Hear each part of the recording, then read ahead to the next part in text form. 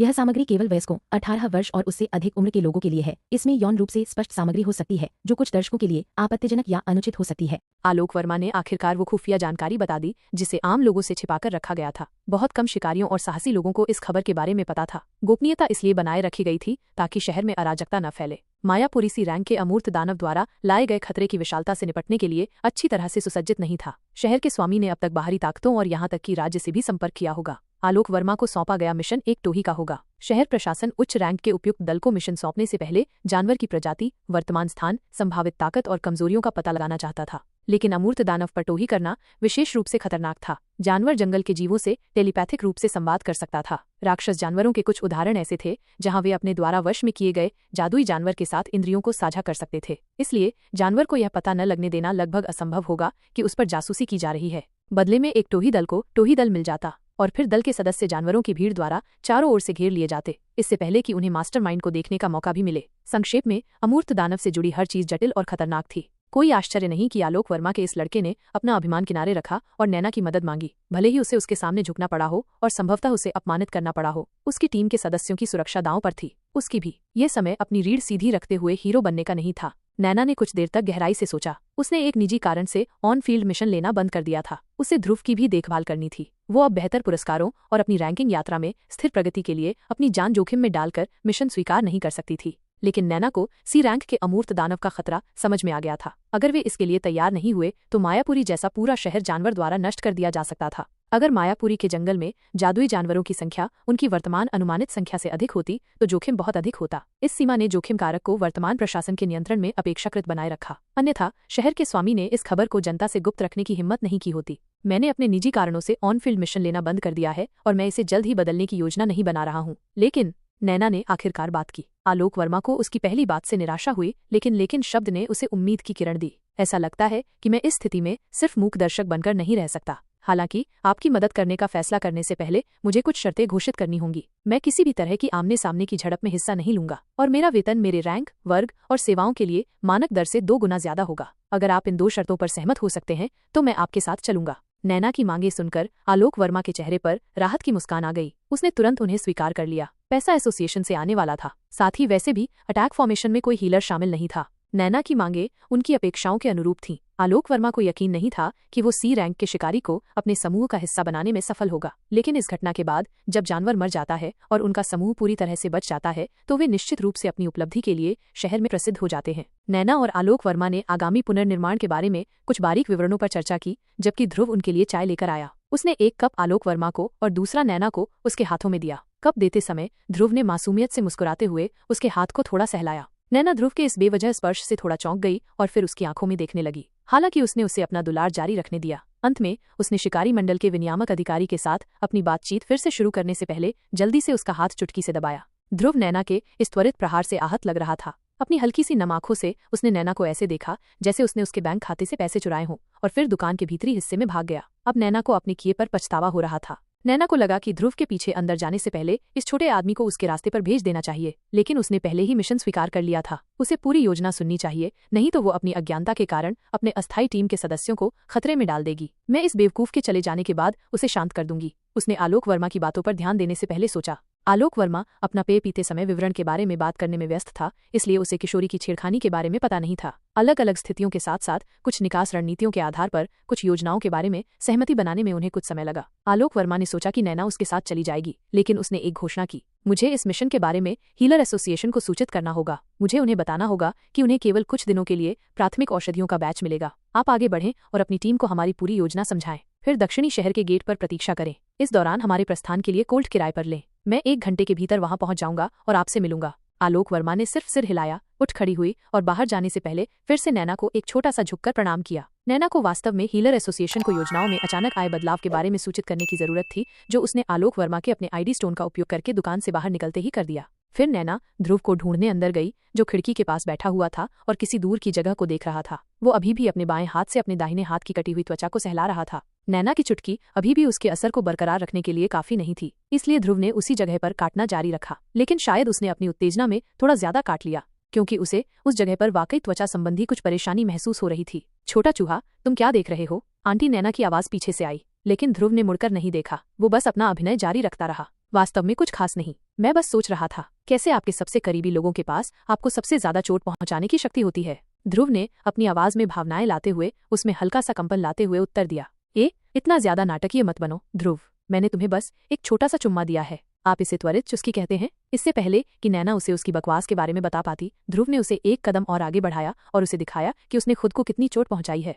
नैना उस लगभग फटी हुई त्वचा को देखकर हैरान रह गई। नैना को इतना बल प्रयोग करना याद नहीं था। उसने अपने बढ़े हुए शारीरिक आंकड़ों को अब तक कभी भी गलती से ध्रुव को चोट नहीं पहुंचाने दिया था, क्योंकि उसके पास पूर्ण नियंत्रण था। ये उसके लिए कुछ नया था। मुझे याद नहीं कि मैंने ऐसा करते समय इतना बल प्रयोग किया था। ये इतना बुरा कैसे हो गया? नैना ध्रुव के करीब आई, उसका हाथ अपने हाथ में लिया और उसकी चोट की जांच की। उसने जल्दी से उसे ठीक करने के लिए एक छोटा सा उपचार मंत्र डाला। कुछ ही क्षणों में त्वचा तेजी से ठीक हो गई और सामान्य हो गई, लेकिन ध्रुव अभी भी बाहर की ओर देख रहा था, जैसे कि वो नैना से काफी परेशान और आहत था। ये आपकी गलती नहीं है आंटी नैना, आप अपने वर्तमान सी रैंक 1 के साथ एक रैंकहीन शरीर की कमजोरी को कैसे याद रख सकती हैं? ये समझ में आता है। हमारे भीतर मौजूद शक्ति की खाई इतनी बड़ी है कि आप इसे महसूस नहीं कर सकती। मैं केवल खुद को कमजोर होने के लिए दोषी ठहरा सकता हूँ। आपसे मेरा पहला चुंबन छीन लिए जाने के बाद मैं केवल दिवास्वप्न देख रहा था। ध्रुव ने अपनी बकवास में भावनात्मक ब्लैकमेल का मसाला जोड़ने का फैसला किया। उसने नैना को एहसास दिलाया कि वो उसके दिवास्वप्नों के पीछे की वजह थी, क्योंकि उसने कल गर्मी में रहते हुए उसके जीवन का पहला चुंबन चुराया था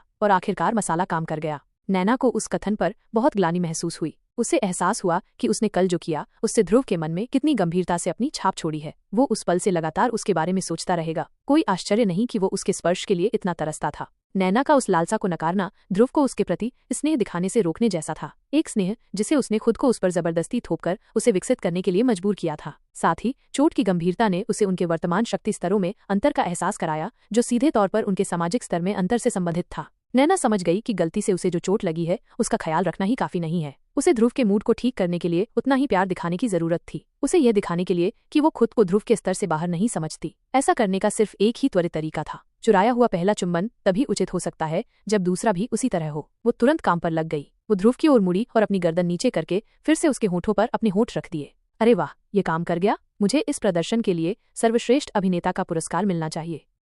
ध्रुव ने नैना के चुंबन का जवाब देते हुए सोचा। उसने अपने हाथ उसकी कमर के चारों ओर लपेटे। हाथ नैना की पीठ की ओर बढ़ने से पहले उसके तिरछे हिस्सों को सहलाने लगे। उसी समय उसकी जीभ नैना के मुंह के अंदर चली गई। ध्रुव के अचानक आक्रामक हो जाने पर नैना को कुछ समायोजन करना पड़ा। क्या वो अभी नाराज नहीं था? उसने मन ही मन सोचा, लेकिन उसने ध्रुव की इच्छा के अनुसार प्रतिक्रिया दी और उसकी जीभ को चूसा। ध्रुव को एहसास हुआ कि समय सही था। उसने जल्दी से अपने हाथों को नैना के मुलायम नितंबों तक पहुंचाया और उन्हें मजबूती से दबाया। नैना ने उस हरकत पर उनका आलिंगन तोड़ने की कोशिश की, लेकिन ध्रुव इसके लिए तैयार था। उसने अपने मौखिक आक्रमण को तेज करते हुए अपने बाएं हाथ से नितंब को अपनी दिशा में दबाया। उसका अब मुक्त दाहिना हाथ नैना के बाएं स्तन पर आ गया, जिसने बिना उजागर भूरे रंग की कली को आश्चर्यचकित कर दिया। इसने उसके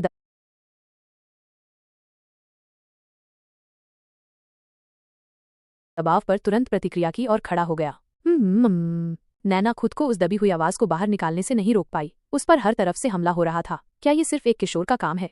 नैना को इस गतिविधि में ध्रुव की प्रगति की गति पर यकीन नहीं हो रहा था, वो भी तब जब ध्रुव के पास व्यावहारिक अनुभव की कमी थी। ध्रुव ने इस पल का भरपूर आनंद लिया। वह नितंबों को दबाता रहा और स्तन को दबाता रहा। फिर उसने अपने हाथों को बारी बारी से बदला और शेष नितंबों और स्तन को समान महत्व दिया। इस पूरे समय ध्रुव ने नैना को उनके लिपलॉक से कभी मुक्त नहीं किया। नैना उस पर शुरू हुए हमले का आनंद ले रही थी और साथ ही वो धीरे धीरे इससे मुक्त होने की कोशिश कर रही थी। विरोधाभास का अवतार फिर से आ गया था। ध्रुव को पता था कि उसे अपनी किस्मत को ज्यादा आगे नहीं बढ़ाना चाहिए और सत्र को सकारात्मक नोट पर समाप्त करना चाहिए। ध्रुव ने अपने हाथों से उसकी हरकतों को रोका और नैना को अपने तंग आलिंगन से मुक्त किया। उसने उनके होठों को खोला, उसकी आंखों में देखा और फिर एक बड़ी मुस्कान बिखेरी। उसने आखिरकार उसके दाहिने गाल पर एक चुंबन दिया और फिर जोर से कहा, मुझे थोड़ी चीनी देने के लिए धन्यवाद आंटी नैना। आपकी यात्रा सुरक्षित हो और जल्द ही आपसे मुलाकात होगी। ध्रुव ने यह कहा और उसी सोफे पर जाकर बैठ गया जिस पर उनकी पहली मुलाकात हुई थी। वो नैना को देख रहा था जो वहां खड़ी थी और उसके चेहरे पर एक खालीपन था। नैना को जल्दी ही होश आ गया और उसने जो कुछ हुआ था उसे समझ लिया। ध्रुव ने उसे अपने साथ चूमने के लिए बहकाया था और उसका भरपूर फायदा उठाया था। नैना ध्रुव के पास दौड़ी और उसके गालों को खींचकर उसे उसकी चालाकी भरी हरकत के लिए सजा दी। लेकिन जब उसने अपने हाथों से उसके चेहरे को छुआ तो उसने उसे वो दाग दिखा दिया जिसे उसने अभी अभी अपने जादू से ठीक किया था। आंटी नैना, क्या आप मुझे फिर से घायल करना चाहती हैं ताकि अपने जादू से मुझे ठीक कर सकें? ध्रुव ने ये कहते हुए नैना की ओर मुस्कुराया। अब से उसे लगातार उसके काटने से बचाने के लिए उसके पास एक अच्छी चाल थी। इस ट्रम्प कार्ड को पाने के लिए खुद को चोट पहुंचाना इसके लायक था। छोटे चूहे, तुमने मेरा फायदा उठाया। नैना ध्रुव के सामने खड़ी थी और उसे घृणा से देखती हुई मुंह बनाती हुई दिख रही थी। उसके जैसी परिपक्व महिला का मुंह बनाना अभी भी आश्चर्यजनक रूप से प्यारा लग रहा था। वो अपने खूबसूरत चेहरे और स्वभाव के साथ उस मुंह को अपने कब्जे में रखने में कामयाब रही थी। ध्रुव ने उसका हाथ अपने हाथ में लिया और कहा, मैंने पहले ही ये कह दिया है ना? चाहे तुम मेरा फायदा उठाओ या मैं तुम्हारा फायदा उठाऊं, हम दोनों को एक दूसरे के ऐसा करने से कोई एतराज नहीं होना चाहिए। कम से कम मुझे तो नहीं हुआ, फिर तुम नाराज क्यों हो रहे हो? ध्रुव ने उसे शांत करने के लिए फिर से उसका हाथ सहलाया और ऐसा कहा। उसने उसे अपनी तरफ खींचने की कोशिश की थी, लेकिन वो अपनी जगह से हिली नहीं। ध्रुव जानता था कि वो अपनी बेशर्मी के कारण उसे ऐसा कुछ नहीं करवा सकता जो उसकी इच्छा के विरुद्ध हो। वहां उसे उसका हाथ पकड़कर और सहलाकर उसे अपनी ओर खींचना था। मैंने कल बहुत बड़ी गलती की है। यह बदमाश अब हमेशा मेरे खिलाफ यही बात रखेगा। नैना ने मन ही मन सोचा, लेकिन वो भी उसकी बातों में कुछ सच्चाई ढूंढने से खुद को रोक नहीं पाई, इसलिए उसका मूड थोड़ा हल्का हो गया। नैना के हाथ का स्पर्श काम तो कर रहा था, लेकिन ये ज्यादा देर तक असरदार नहीं रहने वाला था। इसलिए ध्रुव ने उसकी तारीफ करके उसे और शांत करने का फैसला किया। आंटी नैना, मुझे आपके द्वारा पहने जाने वाले गुलाब के फूल पसंद हैं। ये आप पर भी अच्छा लगता है। लेकिन क्या? जल्दी बताओ। मिशन पर जाने से पहले मुझे कुछ तैयारियां करनी है, लेकिन मुझे लगता है कि एक और ईडीपी है जो आपके लिए और भी बेहतर रहेगी। इसका नाम है बी एरना सोलिफ्लोर। मुझे परफ्यूम के बारे में तब पता चला जब मैं एक बार गलती से एक परफ्यूमर की दुकान पर गया था। जब मैंने इसे परखा तो मुझे तुरंत पता चल गया कि ये आपके लिए एक आदर्श विकल्प होगा। जब दुकान खुलेगी तो मैं इसे आपके लिए ले आऊंगा। ध्रुव इस विषय को बेहतर तरीके से बदलने की कोशिश कर रहा था। फिर उसे याद आया कि नैना को गुलाब की खुशबू वाला परफ्यूम लगाना पसंद था। किसी अपमानित महिला को शांत करने का इससे बेहतर तरीका क्या हो सकता है कि उसे उसकी पसंद की कोई चीज उपहार में दी जाए। ठीक है। ध्रुव उससे बेतरतीब बातें करता रहा और उसे निंजा की तारीफें भेजता रहा। आखिरकार नैना ने अपना छोटा सा गुस्सा छोड़ा और उसे देखकर बिना किसी खुशी के मुस्कुराई। छोटे चूहे, मैं देख रहा हूँ कि तुम्हारी जुबान बहुत चटपटी है। मैंने तुमसे कहा था कि जब तक तुम थोड़े बड़े नहीं हो जाते हमें इंतजार करना चाहिए, लेकिन ये घटना मेरी गलती थी क्योंकि मैं तुम्हारे व्यवहार से प्रभावित हो गया। लेकिन निश्चिंत रहो, मैं आगे से सावधान रहूंगा और तुम्हारे साथ वैसा ही व्यवहार करूंगा जैसा तुम हो। मुझे अब मिशन की तैयारी करनी होगी। मेरी चिंता मत करो, मैं हर समय अपनी सुरक्षा को हर चीज से ऊपर रखूंगा, लेकिन मुझे कुछ औषधि से संबंधित सामग्री की तत्काल आवश्यकता है। इसलिए मैं इस कार्य को पूरा करने के बाद लॉरेल शहर जा सकता हूँ। मान लीजिए कि मैं लगभग 1 सप्ताह के लिए बाहर रहूंगा। उस दौरान आप यहीं रहें। जब तक मायापुरी जंगल की अशांति शांत नहीं हो जाती तब तक ज्यादा बाहर न निकलें और सुनिश्चित करें कि आप प्राथमिक औषधि वितरण का ध्यान रखें। हमारे पास सभी कच्चे माल तैयार हैं जो हमें लगभग 1 महीने तक चल सकते हैं। बस इतना ही। इतना ठीक से करो और मैं तुम्हारे लिए लॉरेल शहर से कुछ अच्छा ला सकता हूँ। ये कहते हुए नैना ने ध्रुव के गालों को हल्के से खींचा। बस मुझे वो गधा लाओ, ध्रुव ने बाहरी तौर पर सिर हिलाते हुए खुद से कहा। नैना कुछ देर बाद दुकान से चली गई। ध्रुव ने उसके पीछे का दरवाजा बंद किया और अपनी उंगली की नोक से अपने होठों को छुआ। उसने अपने कंधे उचकाने से पहले हल्के से मुस्कुराया। वो आंटी नैना के साथ अपनी धीमी प्रगति से निराश नहीं था। ध्रुव, तुम्हारा धैर्य तुम्हारे बल से कहीं ज्यादा हासिल करेगा। एक एक कदम। किशोर ने अपने छिपे हुए खजाने की ओर बढ़ते हुए खुद से कहा। ध्रुव ने अपने शिकारों के पहचान पत्थर पिछवाड़े में छिपा दिए थे, आंटी नैना की नजरों से दूर। उसने उन पत्थरों को वापस लिया और अपने कमरे में वापस चला गया। इसके बाद उसने रीन को बुलाया। वो तुरंत अपने मूल रूप में बदल गई और उसके सीने से चिपक गई, उसके धड़ पर फैल गई। अभी उसके दिमाग में केवल एक ही भावना हावी थी जो वो ध्रुव के मन में बार बार चिल्ला रही थी। कई दिनों तक भूखा, सदियों तक भूखा, अनंत काल तक भूखा। रीन की भूख की गंभीरता और अवधि की परिभाषाएं पिछले विचार से कहीं ज्यादा बड़ी और तीव्र होती जा रही थीं। उसे शांत होने में थोड़ा समय लगा। ध्रुव ने कहा कि वो आज शाम तक खाना खा लेगी। उसके बाद ही वो अपने संयम पर वापस आ पाई। ध्रुव अब तक रैंकलेस था। वो चाहकर भी आईडी स्टोन के स्टोरेज स्पेस तक नहीं पहुंच सकता था, लेकिन इसका मतलब ये नहीं था कि उसके पास वही नतीजे पाने के तरीके नहीं थे। उसके पास रीन थी, एक भूखी सी रैंक की राक्षसी जानवर जिसके पास भरपूर मैना सेंस है, जो उसके लिए कुछ भी करेगी जब तक वो उसे खाना खिलाता रहेगा। सबसे पहले ध्रुव ने रीन से कहा कि वो अपने मन सेंस से एक अलग करने वाली ढाल बनाए ताकि किसी भी बाहर जाने वाली मन तरंगों को रोका जा सके। हालांकि ये असंभव है, लेकिन आईडी पत्थरों पर एक ट्रैकर अंकित हो सकता है जो किसी अन्य व्यक्ति को पत्थर के स्थान को दूर से ट्रैक करने देगा जब वो इसे सक्रिय करने या अंदर के भंडारण स्थान तक पहुंचने का प्रयास करेगा। ध्रुव को इन चीजों के बारे में पहले से पता था, इसलिए उसने पहले से ही सावधानी बरतने के लिए रीन को नियुक्त किया। इसके बाद उसने रीन को एक यादृच्छिक आईडी पत्थर के भंडारण स्थान तक पहुंचने के लिए उसकी मन भावना का उपयोग करने के लिए कहा। उसने उसे इसके भीतर से सभी सामान बाहर निकालने का निर्देश दिया। पहले आईडी स्टोन की सामग्री की जांच करने के बाद ध्रुव ने रीन से बाकी नमूनों के साथ भी यही प्रक्रिया करने को कहा, एक एक करके। जब उसने आखिरी आईडी स्टोन के साथ काम पूरा कर लिया तो किशोर को पता चला कि वो अमीर हो गया है, लेकिन कुछ चिंताएं भी थीं। ध्रुव को पता चला कि अब वो अपने जीवन में सबसे अमीर किशोर था, जिसके सामने ढेर सारे एक्सटोल पड़े थे। वो अनुमान लगा सकता था कि लगभग 100 एक्सटोल थे, जिनका वो अब गर्व से मालिक था। एक्सटोल्स गैर तत्वीय रत्न हैं जिनमें सबसे शुद्ध मान निहित है। वे मानव निर्मित हो सकते हैं या प्रकृति में पाए जा सकते हैं। चूंकि एक्सटोल्स के निर्माण की लागत आमतौर पर उनके मूल मूल्य के समान ही होगी, इसलिए वस्तुओं की नकल करने का कोई फायदा नहीं था। रत्नों का उपयोग और उपयोग विभिन्न तरीकों से किया जाता है। इनका उपयोग शिलालेख, सारणी, हथियार,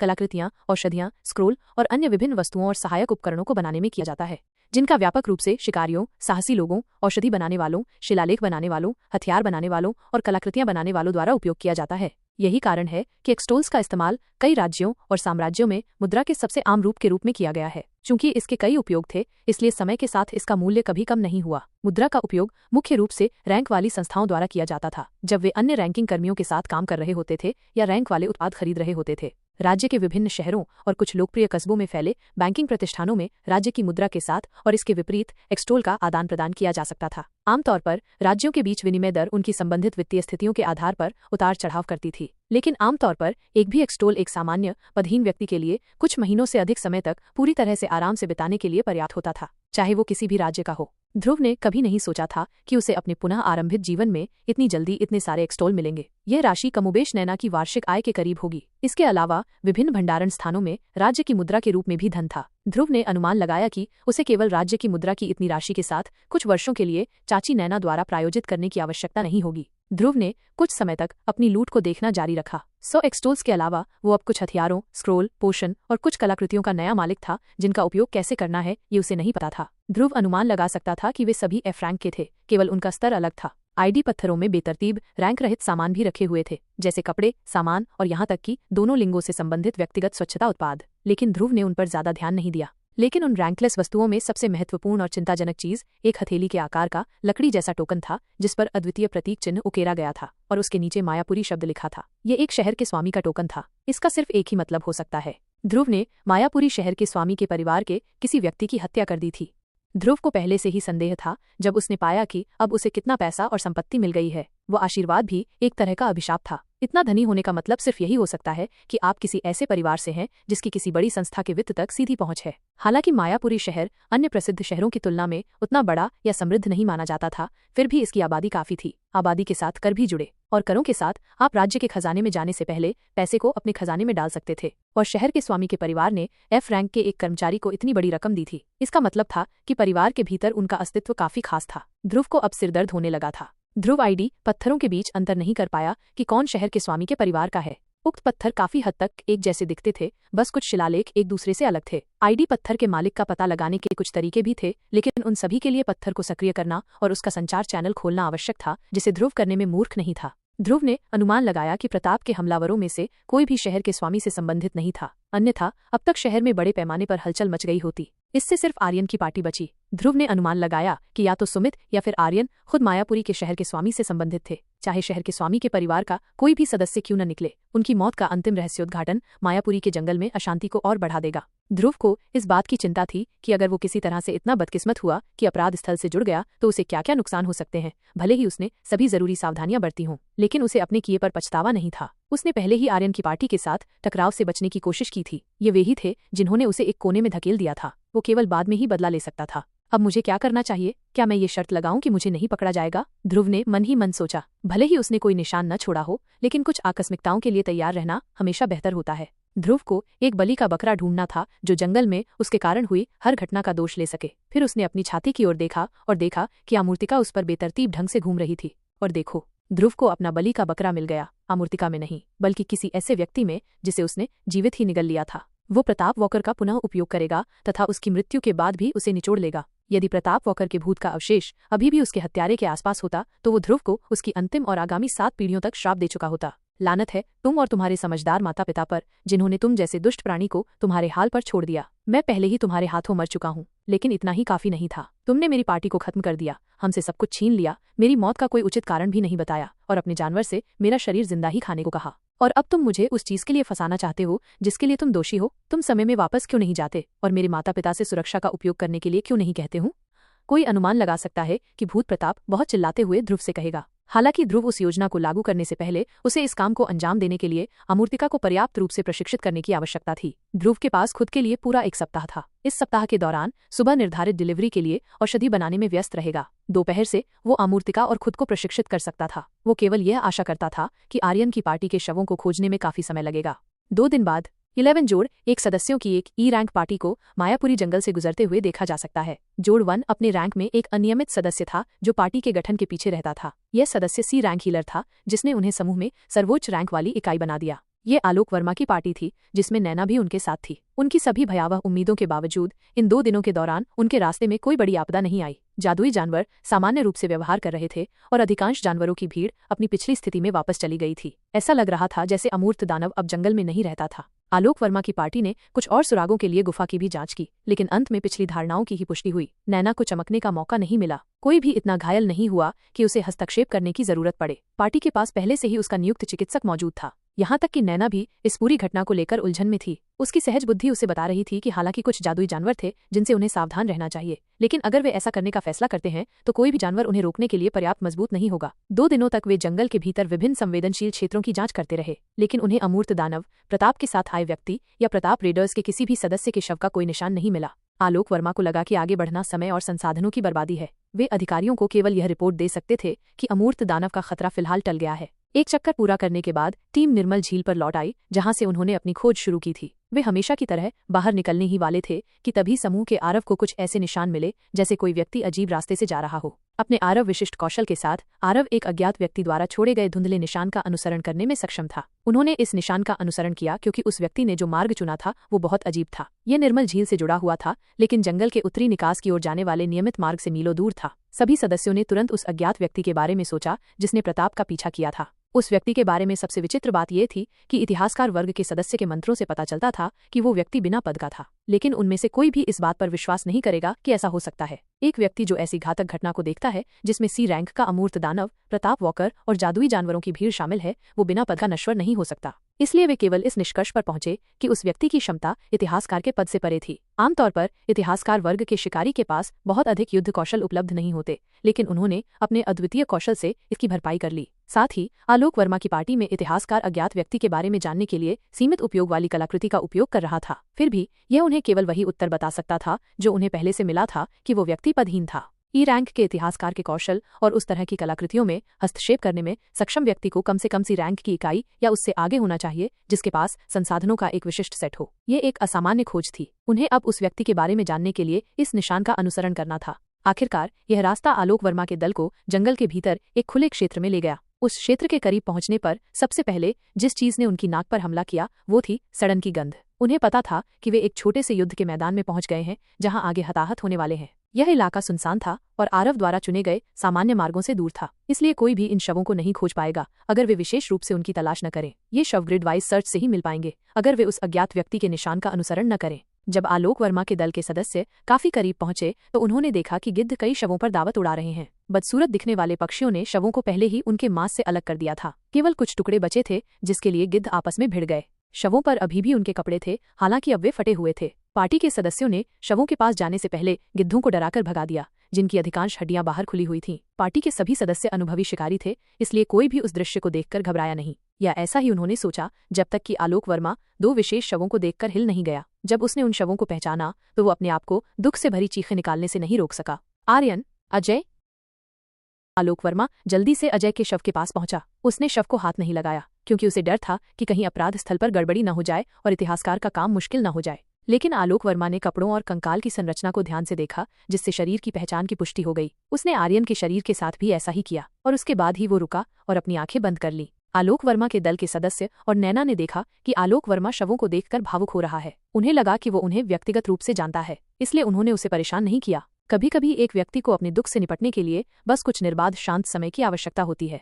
आलोक वर्मा उस पार्टी के नियमित नेता नहीं थे जिसका वे वर्तमान में नेतृत्व कर रहे थे। उनका मायापुरी ब्रेवहार्ट शिकारी संगठन के साथ घनिष्ठ संबंध था, इसलिए उन्हें संगठन के भीतर नियामक अधिकारी के रूप में काम करने की पूरी छूट दी गई थी। बदले में वे संगठन के संवेदनशील मिशनों को संभालेंगे, यह सुनिश्चित करते हुए कि वे अपने आदर्श निष्कर्ष पर पहुंचे, जैसे कि वे वर्तमान में शामिल थे। आलोक वर्मा ने LA शिकारी मंडल में नियमित व्याख्याता के रूप में काम किया। उन्होंने बस उस पेशे से ब्रेक लिया था ताकि ऐसे अफसरों की तलाश की जा सके जो उन्हें अपनी रैंकिंग यात्रा जारी रखने की अनुमति दे। लेकिन आलोक वर्मा एकमात्र ऐसा व्यक्ति नहीं था जो LA शिकारी मंडल से संबंधित था, वो शिकारी मंडल जिसमें ध्रुव जल्द ही दाखिला लेने वाला था। शिकारी मंडल के कुछ छात्र भी थे जो वर्तमान में गिद्धों के लिए फास्ट फूड का काम कर रहे थे। ये सही है, आर्यन की पार्टी LA शिकारी मंडल के पिछले साल के छात्रों द्वारा बनाई गई थी। वे अपना ऑन फील्ड अनुभव कार्यक्रम पूरा करने के लिए यहाँ आए थे। अजय कर आलोक वर्मा की बड़ी बहन का बेटा था। उसकी बहन ने अपने पति को तलाक दे दिया था और अपना पारिवारिक नाम बरकरार रखा था। अजय ने उसके साथ रहने के कारण कर्र नाम अपनाया। वो आलोक वर्मा का परिवार था। अजय बहुत होशियार आदमी था। वो अपनी उम्र के ज्यादातर लोगों से ज्यादा होशियार था।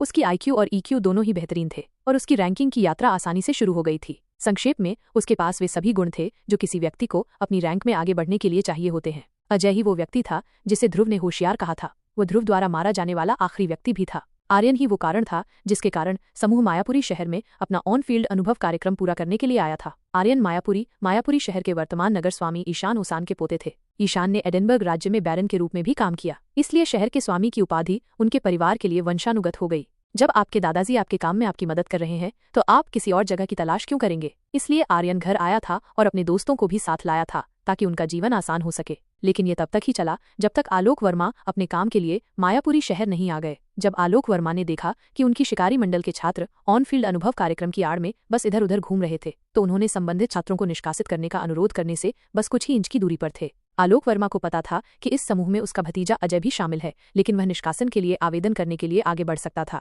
लेकिन ईशान ने हस्तक्षेप किया और उस पर कुछ दबाव डाला। अंत में दोनों पक्षों को समझौता करना पड़ा। आर्यन और उसके दोस्तों को आलोक वर्मा द्वारा कार्यक्रम के लिए उनके ग्रेड कम कर दिए जाएंगे। उन्हें कार्यक्रम को गंभीरता से लेना होगा और मायापुरी ब्रेव हार्ट शिकारी संगठन में नियमित शिकारी के रूप में काम करना होगा। आलोक वर्मा शिकारी मंडल में एक विनियामक अधिकारी के रूप में काम करता था, इसलिए उसके लिए उन बदमाशों पर नजर रखना आसान था जो कड़ी मेहनत से बचने की ताक में रहते थे। फिर ओसान जंगल में अशांति शुरू हो गई। शहर और राज्य द्वारा स्वीकृत मिशन वितरित किए जाने लगे। आर्यन की पार्टी को सबसे सरल मिशन चुनने की अनुमति दी गई जो उन्हें मिल सकता था। आलोक वर्मा चाहता था कि वे कड़ी मेहनत करें, लेकिन ऐसा करते हुए मरे नहीं। आर्यन की पार्टी को केवल उत्तरी दिशा से जंगल में प्रवेश करना था। उन्हें जो नक्शा दिया गया था उसका अनुसरण करना था और अपने रास्ते में पाए जाने वाले राक्षस जानवरों की आबादी के बदले हुए पैटर्न का निरीक्षण करते हुए निर्मल झील तक पहुंचना था। गड़बड़ी के दौरान जंगल का उत्तरी भाग अन्य भागों की तुलना में अपेक्षाकृत कम अराजक था। ये ऑन साइट डेटा संग्रह मिशन का सबसे सरल रूप था। कोई बड़ी बात नहीं है ना? लेकिन आर्यन ने उसे भी बर्बाद कर दिया। वो पार्टी का आरव था। उसने अपने दोस्तों को एक अलग रास्ते पर ले गया और अंततः उनकी मौत हो गई। वर्तमान पर वापस आते हैं। जब आलोक वर्मा को एहसास हुआ कि ये लाशें किसकी हैं, तो उस समय उसके मन में कई भावनाएं उठीं। सबसे पहले उसे छात्रों को उनके अनुभव कार्यक्रम को गंभीरता से लेने के लिए मजबूर करने के लिए दोषी महसूस हुआ। दूसरा, आलोक वर्मा को अपने अत्यंत प्रतिभाशाली भतीजे की मृत्यु पर अत्यधिक दुख हुआ। तीसरा, उसने आर्यन और उसके पूरे परिवार को इतना लापरवाह और अक्षम होने के लिए कोसा। वो पक्षी दिमाग पार्टी का आरव था। उसके पास एक बकवास काम था, लेकिन उसने अपने दोस्तों को इस साइट पर पहुंचा दिया जो कि बकवास के बीच में थी। आलोक वर्मा ने वह मार्ग देखा था जिस पर पार्टी को भेजा गया था। जब उन्होंने यहाँ आने का फैसला किया तो वे उस मार्ग के आसपास भी नहीं थे। इस मार्ग को चुनने के लिए एक आरव को कितना गैर आरव होना चाहिए? आलोक वर्मा ने सोचा कि दुनिया में अब सबसे खराब आरवों का वर्णन करने के लिए आर्यन 1 से आर्यन 10 तक का पैमाना होना चाहिए, जिसमें आर्यन 10 उस व्यक्ति की प्रतिकृति हो। और अंत में चौथा, आलोक वर्मा को कुछ परिणाम महसूस हुए और इस विचार से उसकी गर्दन के पिछले हिस्से में ठंडक महसूस हुई। आलोक वर्मा ही वो व्यक्ति था जिसने समूह से अपने कार्यक्रम को ईमानदारी से पूरा करने पर जोर दिया था। लेकिन उसने कभी नहीं सोचा था कि आर्यन की पार्टी पूरी गड़बड़ी में सबसे सरल मिशन पर भी मरने में कामयाब हो जाएगी। सिर्फ मरना ही नहीं, ये पूरी पार्टी का सफाया था। भले ही यह आरव की गलती थी, लेकिन अब आलोक वर्मा को इस स्तर पर उनकी सभी मौतों के लिए दोषी ठहराया जाएगा। और चाहे वह कोई भी स्पष्टीकरण दे और वे कितने भी तार्किक लगें, इससे उस गंदगी की मात्रा कम नहीं होगी जो उसके रास्ते में आने वाली थी। मुझे अजय को इस पागल आदमी के साथ घुलने मिलने नहीं देना चाहिए था। ये सब मेरी गलती थी कि मैंने उनकी दोस्ती में पहले हस्तक्षेप नहीं किया। अजय, चाहे तुम अन्य पहलुओं में कितने भी होशियार क्यों न हो, अच्छे दोस्त चुनने में तुम बहुत बुरे थे। आलोक वर्मा ने ये सब तब सोचा जब उसकी आंखें बंद थीं। जब उसने आंखें खोली तो डी रैंक के शिकारी को अपनी स्पष्टता वापस मिल गई थी। वो वापस अपने दल के पास गया और उन्हें शवों की पहचान के बारे में बताया। आलोक वर्मा की पार्टी और नैना आलोक वर्मा के खुलासे से चौंक गए। आर्यन ओसन की मृत्यु इसी क्षेत्र में हुई थी। उन्होंने मायापुरी शहर के स्वामी के पोते के बारे में सुना था जो LA शिकारी मंडल में भाग ले रहा था। उन्हें नहीं पता था कि बच्चा ओसन वुड की अशांति से संबंधित मिशनों में भाग ले रहा था। दल ने सबसे पहले इलाके को सुरक्षित किया, फिर इतिहासकार को अपने कौशल से घटना के बारे में सुराग खोजने दिया। उन्हें यकीन था कि प्रताप के साथ आए अज्ञात व्यक्ति का इस घटना से कुछ लेना देना हो सकता है। उसके निशानों का अनुसरण करते हुए ही उन्हें यह भयावह दृश्य देखने को मिला। इतिहासकारों के पास कुछ अजीबोगरीब मंत्र थे। ऐसे ही एक मंत्र की बदौलत दल मरने के तुरंत बाद शवों की स्थिति देख सकता था, अगर शव एक निश्चित अवधि से पुराने नहीं थे। मंत्र बस उनके शवों पर सीधे दृश्य प्रक्षेपित करता था। पार्टी के सदस्य अब शवों की पोस्टमार्टम के बाद की स्थिति देख सकते थे, लेकिन जब समूह को सेलेना के दृश्य मिले तो उनके रोंगटे खड़े हो गए। सेलेना की मौत उसके हाथ में कंठ यंत्र के साथ हुई, लेकिन अंत में वो मुस्कुराई। हर सदस्य को ऐसा लग रहा था कि जब वो मुस्कुरा रही थी तो वो उन्हें देख रही थी, जैसे वो भविष्य में झांक रही हो और उन पर हंसी मजाक कर रही हो, इस घटना के लिए जिम्मेदार व्यक्ति को खोजने के उनके प्रयासों का मजाक उड़ा रही हो। कौन नीच प्राणी इस तरह हत्या करता है? अपने शिकार की कंठनली उनके हाथों में थमा देता है। नैना खुद को ये सवाल पूछने से नहीं रोक पाई, वो भी किसी खास से नहीं। टीम के एक अन्य सदस्य ने भी इसी विचार को आगे बढ़ाया, और ये अजय बच्चा भी एक भयानक मौत मरा। बाकी शवों से दूर उसकी स्थिति को देखते हुए वो शायद सबसे आखिर में मरा होगा। मुझे लगता है कि हत्यारे का अजय से बदला चुकाना था। उसने बच्चे को उसके सामने अपने दोस्तों को मरते हुए देखने के बाद उसका सिर कुचलवाकर मार डाला, वो भी तब जब बच्चा स्पष्ट रूप से उनसे अपनी जान बख्शने की भीख मांग रहा था। सुधीर, तुम कुछ समय के लिए अपना मुंह बंद क्यों नहीं रखते और विश्लेषण अपने पास ही रखते हो? हमारी टीम में एक इतिहासकार है, पहले उसे अपना काम पूरा करने दो। समूह में शामिल शालिनी नाम की एक महिला ने सुधीर को अजय के बारे में ऐसी बातें कहने के लिए डांटा जिसका चाचा उस समय उनके बीच मौजूद था। इसके बाद सुधीर ने तुरंत अपना मुंह बंद कर लिया। इस समय शब्दों को छोटा करने का कोई मतलब नहीं है, इतिहासकार ने अंततः हवा में देखते हुए और कुछ सोचते हुए कहा। सुधीर का विश्लेषण सही है, ये लगभग सटीक है, लेकिन मुझे यकीन नहीं है कि किसी व्यक्ति ने इन लोगों को मारा है। क्या मतलब है तुम्हारा? आलोक वर्मा इतिहासकार से यह पूछने से खुद को रोक नहीं सका। खैर, मैं ज्यादातर विवरण नहीं देख सकता, लेकिन मुझे इस बात का पक्का यकीन है कि अपराध स्थल पर एक राक्षस जानवर शामिल है। इतिहासकार ने आखिरकार सभी पर सच का बम गिरा दिया। दल के सदस्य पहले तो दंग रह गए, फिर हैरान और फिर भयभीत हो गए जब वे सभी एक ही निष्कर्ष पर पहुंचे। किसी ने राक्षस जानवर को वश में कर लिया है और अब वो हत्याओं का सिलसिला जारी रखे हुए है। ये बहुत ही दुखद खबर थी। जिस व्यक्ति ने राक्षस को काबू में किया था वो अभी तक खुलकर सामने नहीं आया है। इससे उस व्यक्ति की स्थिति और भी कम हो जाती है। वो व्यक्ति एक दुष्ट व्यक्ति था। क्या यह प्रशिक्षक वही व्यक्ति है जिसके पदचिन्हों का हम अनुसरण कर रहे हैं? दल के एक सदस्य ने इतिहासकार से पूछा। पक्का नहीं, ऐसा लगता है, लेकिन इस समय यह बताना मुश्किल है, और मेरे अनोखे सत्य खोज चश्मे का उपयोग करने के बाद भी मैं उस व्यक्ति के निशानों का मुश्किल से ही अनुसरण कर पाया। इसलिए कुछ और देखने की कोशिश करना एक निरर्थक प्रयास होगा। क्या जानवर ने इन छोटे बच्चों को मार डाला? इसके बारे में भी निश्चित नहीं हूँ। मुझे कोई मानवीय आभा नहीं मिलती जो मृत शरीरों से जुड़ जाती है अगर वे उस मानव के हाथों अप्राकृतिक रूप से मर जाते हैं। मैं केवल एक सी रैंक राक्षस जानवर को महसूस कर सकता हूँ, लेकिन ये किसी राक्षसी जानवर का काम नहीं है। कम से कम हम तो यही उम्मीद करते हैं कि ऐसा न हो। हत्याएं बहुत ही क्रूर हैं और उनमें पूरी तरह से सटीकता है। अगर कोई सी रैंक का जानवर अपनी शक्ति का इतना सटीक इस्तेमाल करता है तो हम खुद ही मुश्किल में पड़ जाएंगे। लानत है, तो हमारे पास बताने के लिए कुछ भी नहीं है। हम ये सब कैसे रिपोर्ट करेंगे? सुधीर ने अपनी निराशा व्यक्त की। शालिनी ने आगे कहा, अभी के लिए हमें इन शवों को संरक्षित करने पर ध्यान केंद्रित करना चाहिए ताकि हम उन्हें शहर के कब्रिस्तान में उचित तरीके से दफना सकें। सभी शवों को आपातकालीन दफनाने के लिए संसाधित किया जा सकता है, सिवाय एक के, आर्यन के। मुझे यकीन है कि नगर स्वामी उसके अंतिम संस्कार के लिए जुलूस निकालेंगे। घटनास्थल पर मौजूद हर व्यक्ति अब अनुभवी शिकारी बन चुका था। उन्हें पता था कि उनके काम में मौत भी शामिल है। पूरी दुनिया में बहुत सारे जोखिम हैं, चाहे आप कोई भी पेशा चुने, लेकिन उनका काम सबसे जोखिम भरा था। इसलिए जब एक शिकारी बार बार जीवन और मृत्यु के संकट से गुजरता है तो वह अपने आसपास की नश्वरता के प्रति प्रतिरक्षित हो जाता है, या अधिक सटीक रूप से कहें तो भावनाओं से प्रभावित हुए बिना जितना संभव हो सके उतना प्रतिरक्षित हो जाता है। आलोक वर्मा भी इस घटना से कुछ समय बाद ही उबर गया, और यह इस तथ्य के बावजूद था कि वो छात्रों को व्यक्तिगत रूप से जानता था, और उनमें से एक उसका भतीजा अजय भी था। उनकी मृत्यु के बारे में उसका अंतिम विचार उसकी भलाई और किसी भी संभावित परिणाम से कैसे दूर हो सकता है, यही था। आलोक वर्मा का दल जानता था कि अब इस घटना को शहर के शासक द्वारा हर चीज से ज्यादा प्राथमिकता दी जाएगी, यहाँ तक कि वे जो इस अपराध स्थल के खोज करता हैं उनसे भी कुछ समय तक पूछताछ की जाएगी। इसलिए हर किसी को अपनी कहानियों की जांच करने की जरूरत थी, भले ही वे सच बोल रहे हों। दल ने अपनी अगली योजना तय की और उन्होंने अपराध स्थल के ठीक बीच में खड़े होकर ऐसा किया, शवों या गंध की परवाह किए बिना। इस बीच आंटी नैना की दवा की दुकान पर प्रताप वॉकर घर के ग्राउंड फ्लोर की खुली जगह में अजीब और नग्न अवस्था में घूम रहा था। ये इतना अजीब था कि कोई उसके वॉकर उपनाम की जगह क्रैब वॉकर रख देगा।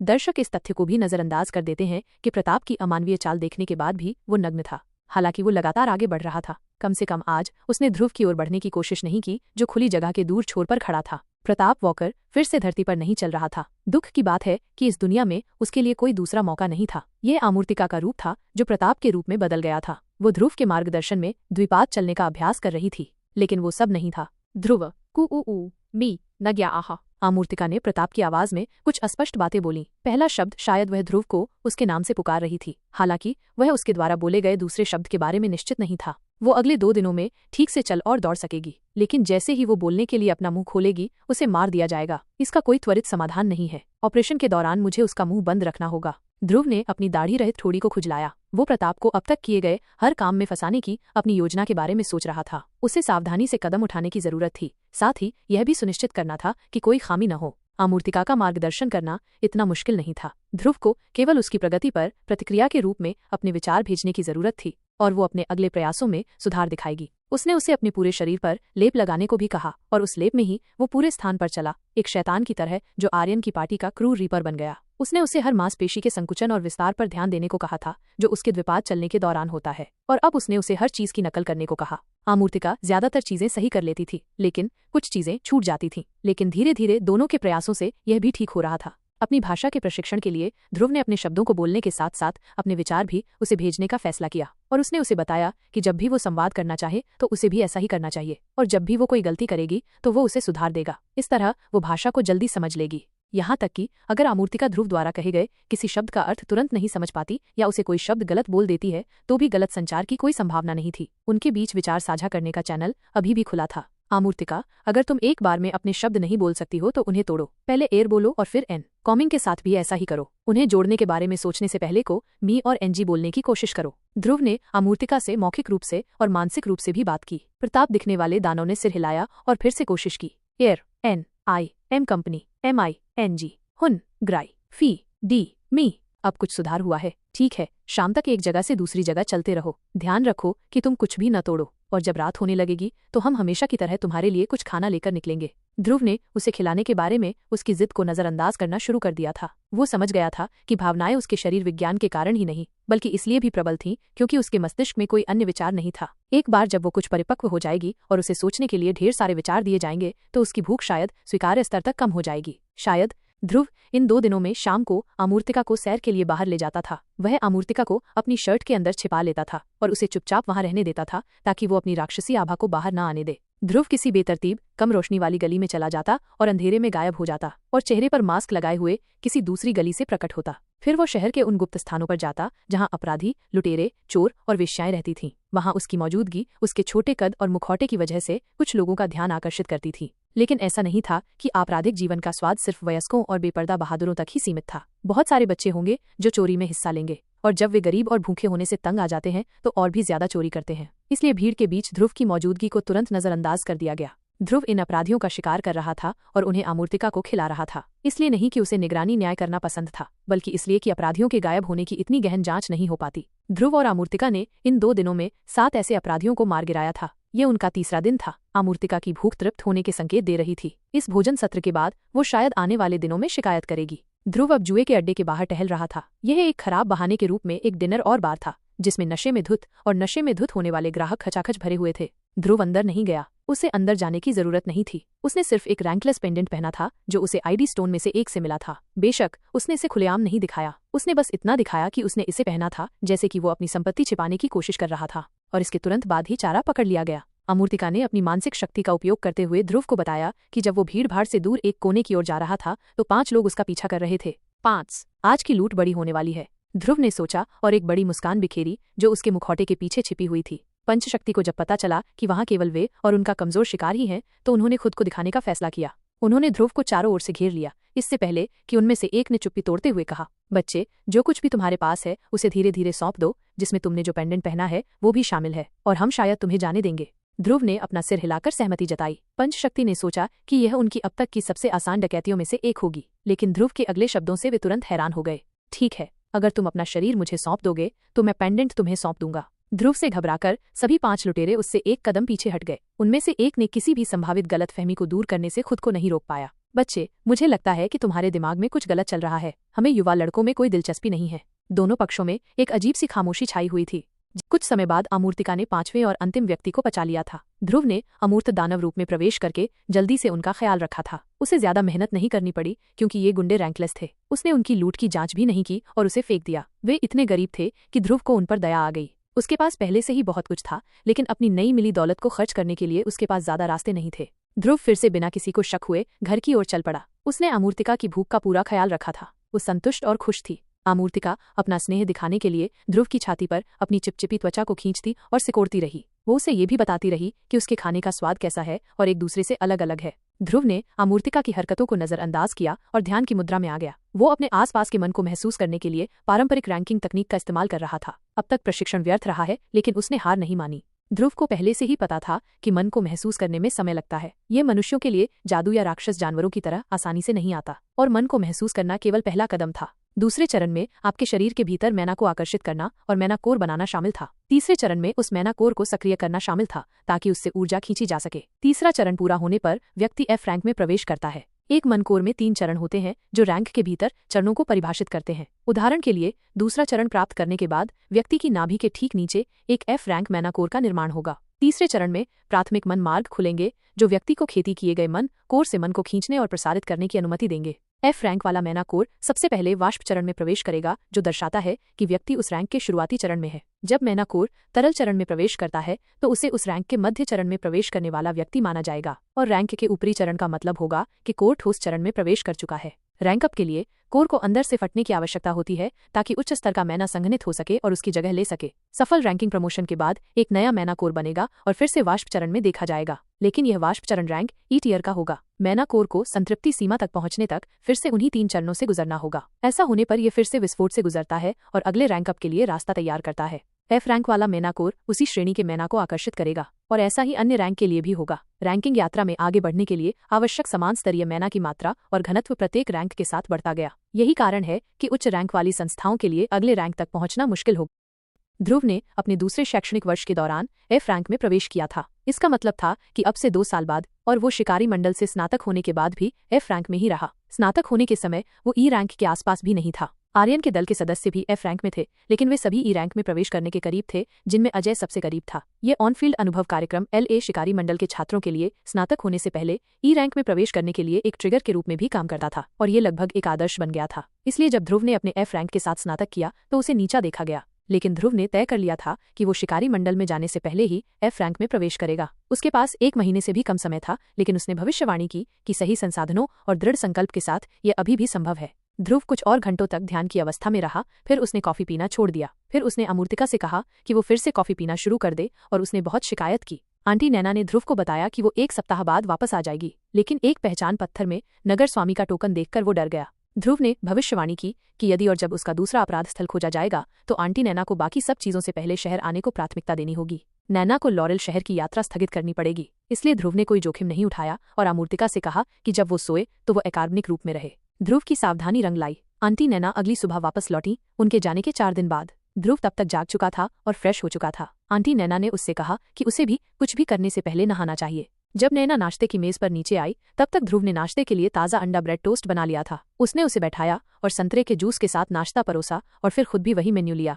आंटी नैना को ध्रुव द्वारा इन दिनों दिया जा रहा ध्यान बहुत पसंद आया। वो नाश्ता करते हुए ध्रुव के सवालों का जवाब देने लगी कि वो इतनी जल्दी कैसे आ गई। मैं लॉरेल शहर ध्रुव नहीं जा सका। हमें जंगल में कुछ ऐसा मिला जिसकी वजह से हमें अपनी सारी योजनाएं बदलनी पड़ी। जल्द ही पूरे मायापुरी को इस घटना के बारे में पता चल जाएगा, इसलिए आपको बताने में कोई बुराई नहीं है। ईशान मायापुरी के पोते आर्यन मायापुरी की मायापुरी के जंगल में अप्राकृतिक मौत हो गई है। आर्यन का पूरा दल खत्म हो गया है। उसके साथ मरने वाले सभी लोग लायनहार्ट साहसी शिकारी मंडल के छात्र हैं, जिनमें वो भी शामिल है। साथ ही जिस व्यक्ति से आप पिछले दिनों मिले थे, आलोक वर्मा, उसका भतीजा अजय भी उस दुर्घटना में मारा गया। आलोक वर्मा LA शिकारी मंडल में प्राध्यापक है। उसने अपनी रैंकिंग यात्रा जारी रखने के लिए ब्रेक लेने का फैसला किया था, लेकिन इस घटना के बाद आलोक वर्मा आलोचना और नतीजों से बचने के लिए छतरी की तलाश में है। उसने आर्यन के दल से आग्रह किया था कि वे अपना ऑन फील्ड कार्यक्रम ईमानदारी से पूरा करें। आप देखिए, ईशान मायापुरी उसे इस त्रासदी के लिए जिम्मेदार मान सकता है और उसे अवैध रूप से निशाना बना सकता है। इसलिए उसने एक शरण पाने के लिए शिकारी मंडल में अपने व्याख्यान कर्तव्यों को फिर से शुरू करने का फैसला किया है। तो आप अपने शैक्षणिक वर्षों के दौरान आलोक वर्मा को देख सकते हैं। अगर वो बिना मारे सुरक्षित उस स्थान पर पहुंच जाता है तो। और क्या, हाँ, नगर स्वामी जल्द ही अपने पोते के सम्मान में पूरे शहर में जुलूस का आयोजन करेगा और उस दिन एक महत्वपूर्ण घोषणा करेगा। कर्फ्यू को फिलहाल हटा लिया गया है क्योंकि अब राक्षसी जानवरों द्वारा जानवरों की बाढ़ आने का कोई खतरा नहीं है। यह तब तक ऐसे ही रहेगा जब तक कि इस बारे में कोई नई खबर सामने न आ जाए जो इसके विपरीत हो। ध्रुव ने सिर हिलाया और अपना नाश्ता करना शुरू कर दिया। उसे अपने पिछले जीवन से आर्यन या आलोक वर्मा याद नहीं थे, शायद इसलिए क्योंकि अपने पिछले जीवन में आर्यन की मृत्यु नहीं हुई थी। वो और उसके दल के सदस्य शिकारी मंडल से उसी समय स्नातक होंगे जब वो इसमें प्रवेश करेगा। इसके अलावा आर्यन के मरने के बिना आलोक वर्मा के पास LA शिकारी मंडल में लौटने का कोई कारण नहीं था, इसलिए उसे प्राध्यापक के बारे में भी नहीं पता था। जुलूस कब निकलेगा? ध्रुव ने जूस पीते हुए पूछा। ऐसा लगता है कि कल तक। ठीक है, अगर शहर अभी खुला है तो मैं बाजार जाऊंगा, कुछ चीजें खरीदनी है। ध्रुव ने दोनों प्लेटें सिंक के पास ले जाते हुए कहा। अंडरपैंट? हे। ध्रुव को अपने पीछे से नैना की जिज्ञासा और हंसी सुनाई दे रही थी। वो इस पर केवल हंस सकता था। उसे शिकारी मंडल में प्रवेश करने से पहले उन्हें खरीदने की जरूरत थी। अब पहले से भी ज्यादा मुसीबत में पड़ जाता। अगले दिन नैना के लौटने के बाद मायापुरी के चौराहे पर जुलूस निकाला जा रहा था। एक विशाल खुली जगह के बीच में एक 5 मंजिला टावर खड़ा था। अब वो जगह बहुत से लोगों से भर गई थी। मायापुरी हीलर एसोसिएशन ने चौक के कोने पर अपना ऊंचा मिनी बूथ बनाया हुआ था। नैना को बूथ पर बैठने की अनुमति दी गई और ध्रुव उसके पीछे खड़ा था। वो टावर और गैलरी जैसा मंच देख सकता था जो टावर की सबसे ऊपरी मंजिल पर स्थित था। टॉवर के ठीक नीचे एक बहुत बड़ी खुली गाड़ी थी। उसके ऊपर एक महंगा दिखने वाला ताबूत रखा हुआ था जिस पर तरह तरह के फूल सजे हुए थे। वहां दूसरी छोटी गाड़ियां भी थीं जिनमें से हर एक पर इसी तरह की सेटिंग में ताबूत रखे हुए थे। चौक पर उपस्थित सभी लोग जानते थे कि सबसे अधिक सजा हुआ ताबूत आर्यन का था, जबकि शेष ताबूत उसके उन मित्रों के थे जो उसके साथ मर गए थे। संगीतकारों का एक बैंड एक उदास धुन बजा रहा था, जिसके साथ गायकों का एक समूह भी उसी स्तर की उदासी से भरा गीत गा रहा था। हीलर एसोसिएशन बूथ पर लगभग सभी लोग ऊब चुके थे। हीलर इस समारोह में भाग लेने के बजाय अपने क्षेत्र में शोध करने, अपने शिल्प को निखारने, पैसे कमाने के लिए औषधि बनाने और अपनी रैंकिंग यात्रा में आगे बढ़ने के लिए अन्य सभी काम करने में अपना समय बिताना पसंद करेंगे। अधिकांश रैंक वाली संस्थाओं ने एक ही तरह से सोचा, न कि केवल इस बूथ में बैठे लोगों ने, लेकिन उन्हें शोक व्यक्त करने के लिए अपने अपने संघों का प्रतिनिधित्व करने के कारण जुलूस में शामिल होना पड़ा। बैरन ईशान को छोटी छोटी शिकायतों पर भी नाराजगी जताने के लिए जाना जाता था। रैंक वाली संस्थाएं एक दूसरे से चुपचाप बातें कर रही थीं। वे इस समय का उपयोग बातचीत करने और अपने दोस्तों और परिचितों से मिलने जुलने में करते थे। रैंकिंग की यात्रा और पेशेवर जीवन उनका अधिकांश समय ले लेता था। उनके पास शायद ही कभी इतना खाली समय होता था। तो क्या तुमने कल अंडरवियर खरीदा था? आंटी नैना ने ध्रुव से धीमी आवाज में पूछा, जबकि वो उसके सामने देख रही थी। वो भी बोर हो रही थी और उसने अपने +1 से बात करने का फैसला किया। क्यों, क्या तुम उन्हें देखना चाहते हो? ध्रुव ने उसी धीमी आवाज में थोड़ी चिढ़ाने वाली भाषा में उसे जवाब दिया। जवाब देते समय उसने भी उसकी तरफ नहीं देखा। जरूर, आपने पहले कभी इनका इस्तेमाल नहीं किया है, तो मुझे आश्चर्य है कि आपका रंग कैसा होगा। मुझे अपना दिखाओ और मैं तुम्हें अपना दिखाऊंगा। छोटे चूहे, मैं देख रहा हूँ कि तुम दिन ब दिन और भी बोल्ड होते जा रहे हो। मैंने सिर्फ इसलिए पूछा क्योंकि हो सकता है कि जब मैं अपनी सीट से उठूं तो तुम्हारा लिंग खड़ा हो जाए और तुम फिर से मेरी गांड को अपनी नजरों में देख सको। अगर ऐसा हुआ तो ये हम दोनों के लिए शर्मनाक होगा, समझो। हाँ, ऐसा होने के लिए तुम्हें खड़े होने की जरूरत नहीं है। तुम्हारी मौजूदगी और मेरी थोड़ी सी कल्पना ही उत्तेजना पैदा करने के लिए काफी है। लेकिन चिंता मत करो, मैंने अंडरपैंट पहन लिया है। अगर अभी मेरा लिंग खड़ा हो जाए तो थोड़ा उभार होगा जो किसी को नजर नहीं आएगा। मैं समझ गया, तुम्हारे लिए अच्छा है ध्रुव, मैं तब बिना किसी चिंता के खड़ा हो सकता हूँ। हे। नैना ने अपना हाथ अपने मुंह पर दबाकर अपनी हंसी दबा ली। उसे ध्रुव को चिढ़ाने में मजा आ रहा था, लेकिन ध्रुव भी पीछे हटने वालों में से नहीं था, खासकर जब ऐसी बातें आती थीं। उसने उसका अगला जवाब सुना। हाँ, दूर खड़े हो जाओ और हर तरह से मेरा दिन बनाओ। तुम थोड़ा आगे भी चल सकते हो ताकि मैं उस हिलते हुए भौतिकी को देख सकूं। ये देखना इस उबाऊ जुलूस से कहीं ज्यादा बेहतर होगा। नहीं, इसे मिटाओ। ये उस मामले में कुछ भी देखने से कहीं बेहतर होगा। वैसे मैंने गहरे नीले रंग की पैंट पहनी है। आज तुम्हारा रंग क्या है? मुझे लगता है कि ये उचित ही होगा कि मैं तुम्हें तुम्हारे बारे में जानने के बाद ही बताऊं। आज का रंग काला है। क्या तुमने अभी से कल्पना करना शुरू कर दिया है? तुम अभी अभी मेरी पैंट में जो उभार बन गया है उसे देखकर मुझे क्यों नहीं बताते? नैना ने पीछे मुड़कर देखा और वही देखा जो ध्रुव ने उसे देखने के लिए कहा था। उसने फिर से अपनी हंसी दबा ली और अपनी पहले वाली मुद्रा में आ गई। इससे पहले कि वो ध्रुव को जवाब दे पाती, उसने देखा कि संगीत और कोरस शांत हो रहे हैं। उसे पता था कि मुख्य कार्यक्रम शुरू होने वाला है। शहर के राजा ईशान को टावर की गैलरी के किनारे आते देखा जा सकता था। वो एक शांत भाव में था। दर्शकों को उसकी उपस्थिति का पता चलने के बाद चौक शांत हो गया। ईशान एक सी रैंक वाला व्यक्ति था। बोलते समय वो अपने स्वरयंत्र में मन का संचार करता था, इसलिए उसे हर कोई जोर से और स्पष्ट रूप से सुन सकता था, चाहे वे कितनी भी दूरी पर क्यों न हो। मैं आज इस स्थान पर मेरे पोते के अंतिम संस्कार में उपस्थित सभी नागरिकों का धन्यवाद करता हूँ। मैं अपने आर्यन की अंतिम यात्रा शुरू होने से पहले उसे सम्मानित करने के लिए सभी उच्च पदस्थ आदरणीय संस्थाओं का धन्यवाद करता हूँ। मैं मायापुरी ब्रेवहार्ट शिकारी संगठन को भी धन्यवाद देता हूँ, जिन्होंने मेरे लड़के को ढूंढ निकाला तथा उसे सुरक्षित रखने और यहाँ वापस लाने के लिए हर संभव प्रयास किया। ये 2 दिन मेरे परिवार के लिए सबसे कठिन रहे हैं। आर्यन जल्द ही स्नातक होने वाला था। हम उसे शाही सेना में भेजने की योजना बना रहे थे ताकि वो पूरे दिल से उस धरती की सेवा कर सके जिसमें वो पैदा हुआ था। मुझे यकीन है कि उन्होंने अपने असाधारण प्रदर्शन से अपने राज्य को गौरवान्वित किया होगा। ध्रुव और आलोक वर्मा दोनों को पता नहीं था कि ईशान का भाषण सुनने के बाद उनके दिमाग में एक ही विचार चल रहा था।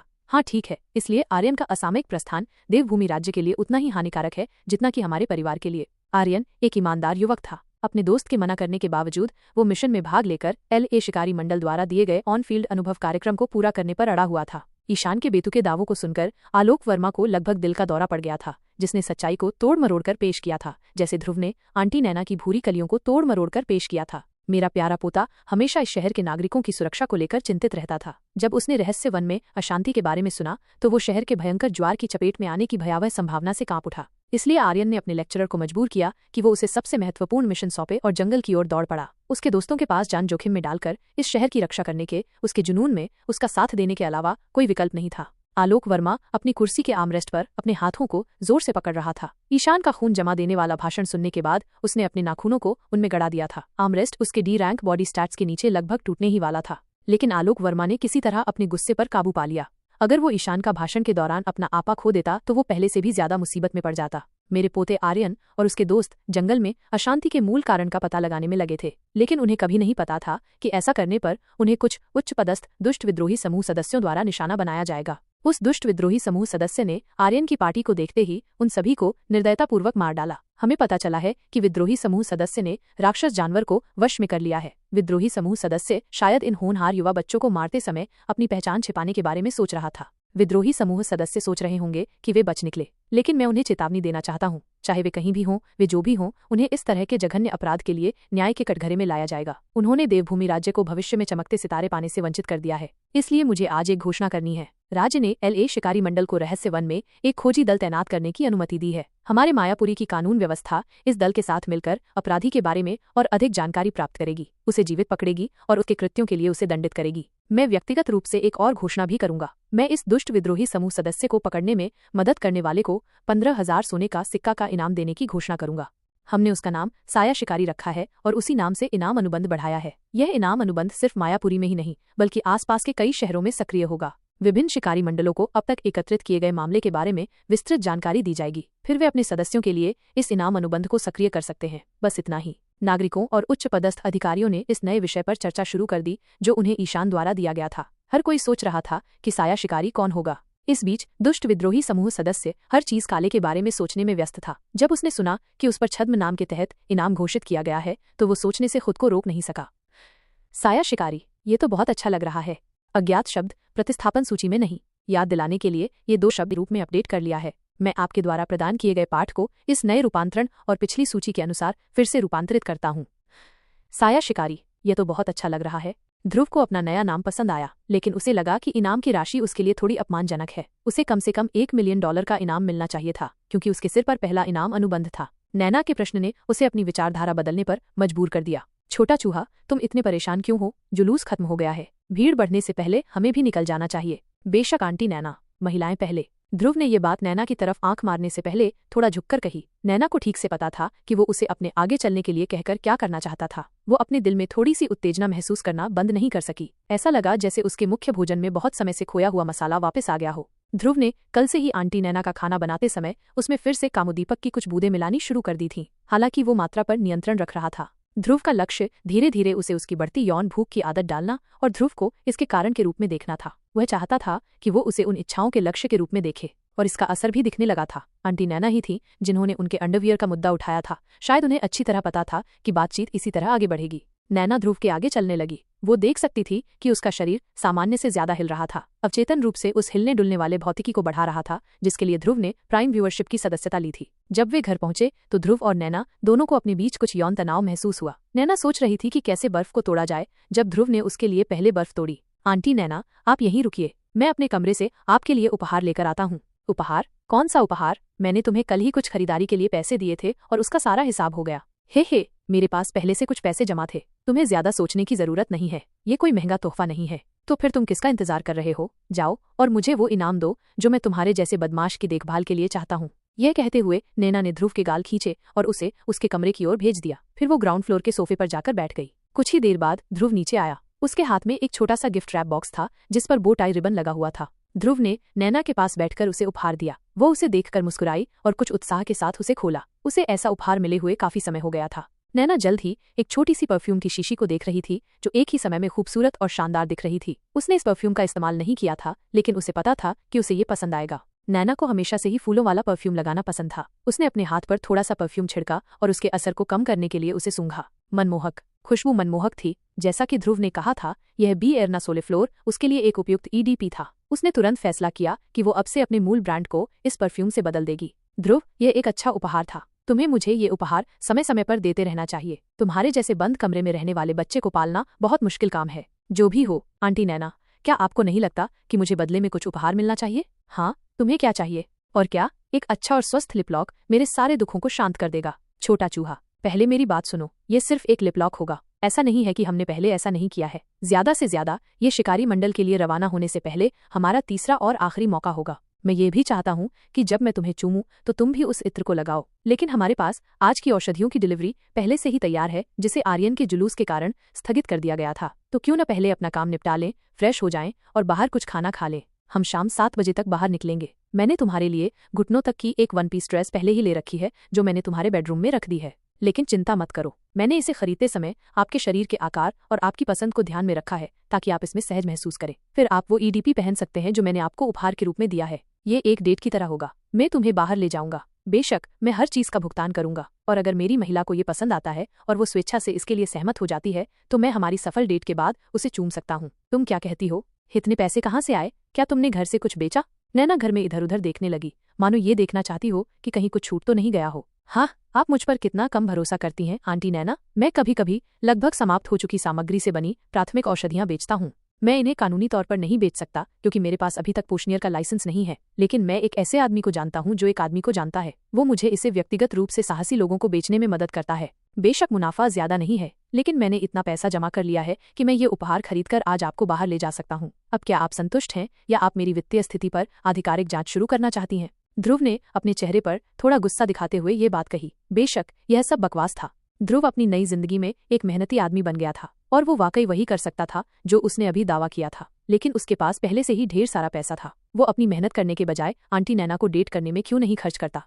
मुझे खेद है ध्रुव, बस मुझे इसकी जानकारी नहीं थी। चूंकि आप लगभग एक्सपायर हो चुकी सामग्री का उपयोग करते हैं, इसलिए मुझे कोई समस्या नहीं है, लेकिन तुम मुझे बता सकते थे कि तुम प्राथमिक औषधियां बेचना चाहते हो। मैं उन्हें मायापुरी हीलर एसोसिएशन के तहत बेच सकती थी और तुम्हें तुम्हारा हिस्सा दे सकती थी। तो फिर इसमें आश्चर्य की क्या बात है? क्या तुम्हें पता है कि मैं कब से इस तरह की योजना बना रहा हूँ? ये कहते हुए साया शिकारी ने तेजी से अपना सिर आंटी नैना से दूर कर लिया, मानो उसे देखने पर बहुत गुस्सा आ रहा हो। नैना को तुरंत अपनी गलती का एहसास हो गया। उसने ध्रुव के उस पर क्रश के स्तर को कम करके आंका था। वो शायद इतने लंबे समय से उसे डेट पर ले जाने का लक्ष्य बना रहा था। उसने जल्दी से ध्रुव को अपनी बाहों में ले लिया, उसके गालों पर चूमा और फिर आगे कहा, ठीक है, ये एक डेट है। मैं उस शाम को लेकर उत्साहित हूँ जिसे आपने हमारे लिए प्लान किया है, इसलिए मैं ड्रेस देखने जाऊंगी। आपको भी कुछ अच्छा पहनना होगा मिस्टर, अन्यथा रेस्तरां के मालिक आपको बाहर निकाल देंगे और वे आपके जैसे घटिया कपड़े पहने हुए बच्चे को मेरे साथ डिनर करने की अनुमति नहीं देंगे। हे। ये कहते हुए आंटी नैना अपनी नई ड्रेस देखने के लिए ऊपर चली गई। ध्रुव ने अप्रन पहनने से पहले थोड़ा मुस्कुराया और अपनी लैब डेस्क के पास पहुंच गया।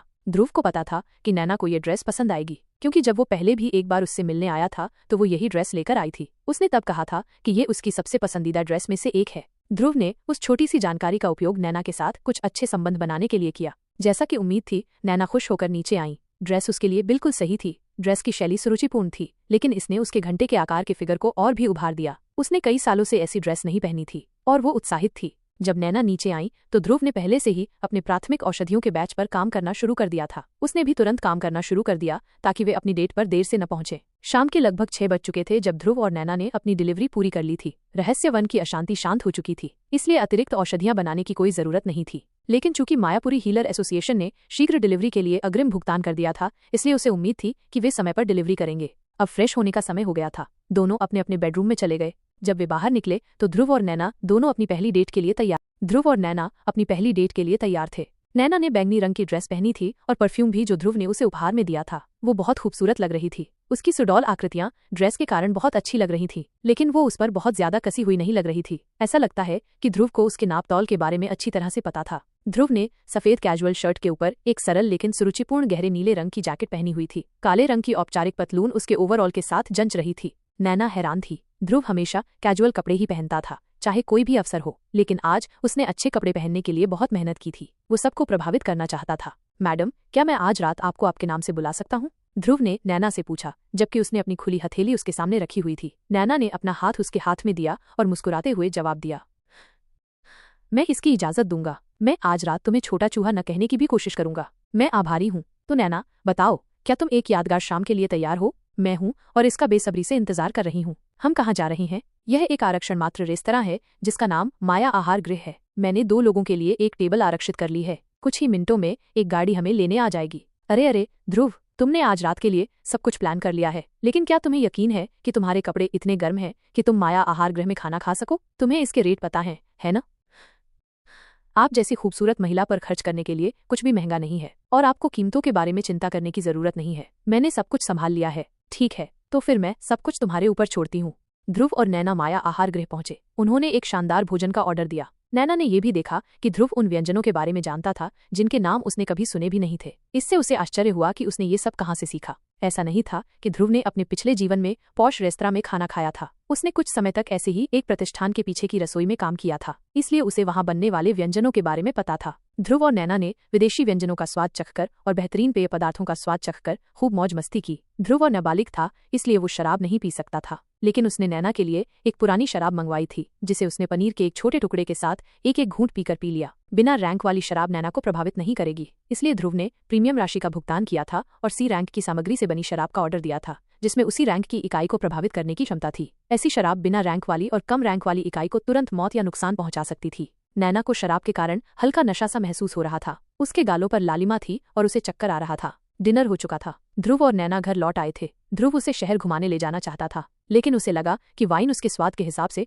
थोड़ी ज्यादा तीखी थी। उसने जोर दिया कि वे घर लौट जाएं। ध्रुव नैना को उसके बेडरूम में ले गया और उसे पीने के लिए एक गिलास पानी लाया। उसे शांत होते देख उसने शांति से उससे पूछा, कैसी रही नैना, क्या तुम्हें आज की शाम अच्छी लगी? हाँ ध्रुव, मुझे ये बहुत पसंद आया। मुझे इस तरह आराम करते हुए कई साल हो गए हैं। एक शानदार शाम के लिए धन्यवाद। हालांकि वाइन बहुत तेज थी, मुझे अभी भी चक्कर आ रहा है। अब मैं बस अपने बिस्तर पर लेटकर सोने के अलावा और कुछ नहीं चाहता। हे, आप कुछ भूल रही हैं मेरी महिला।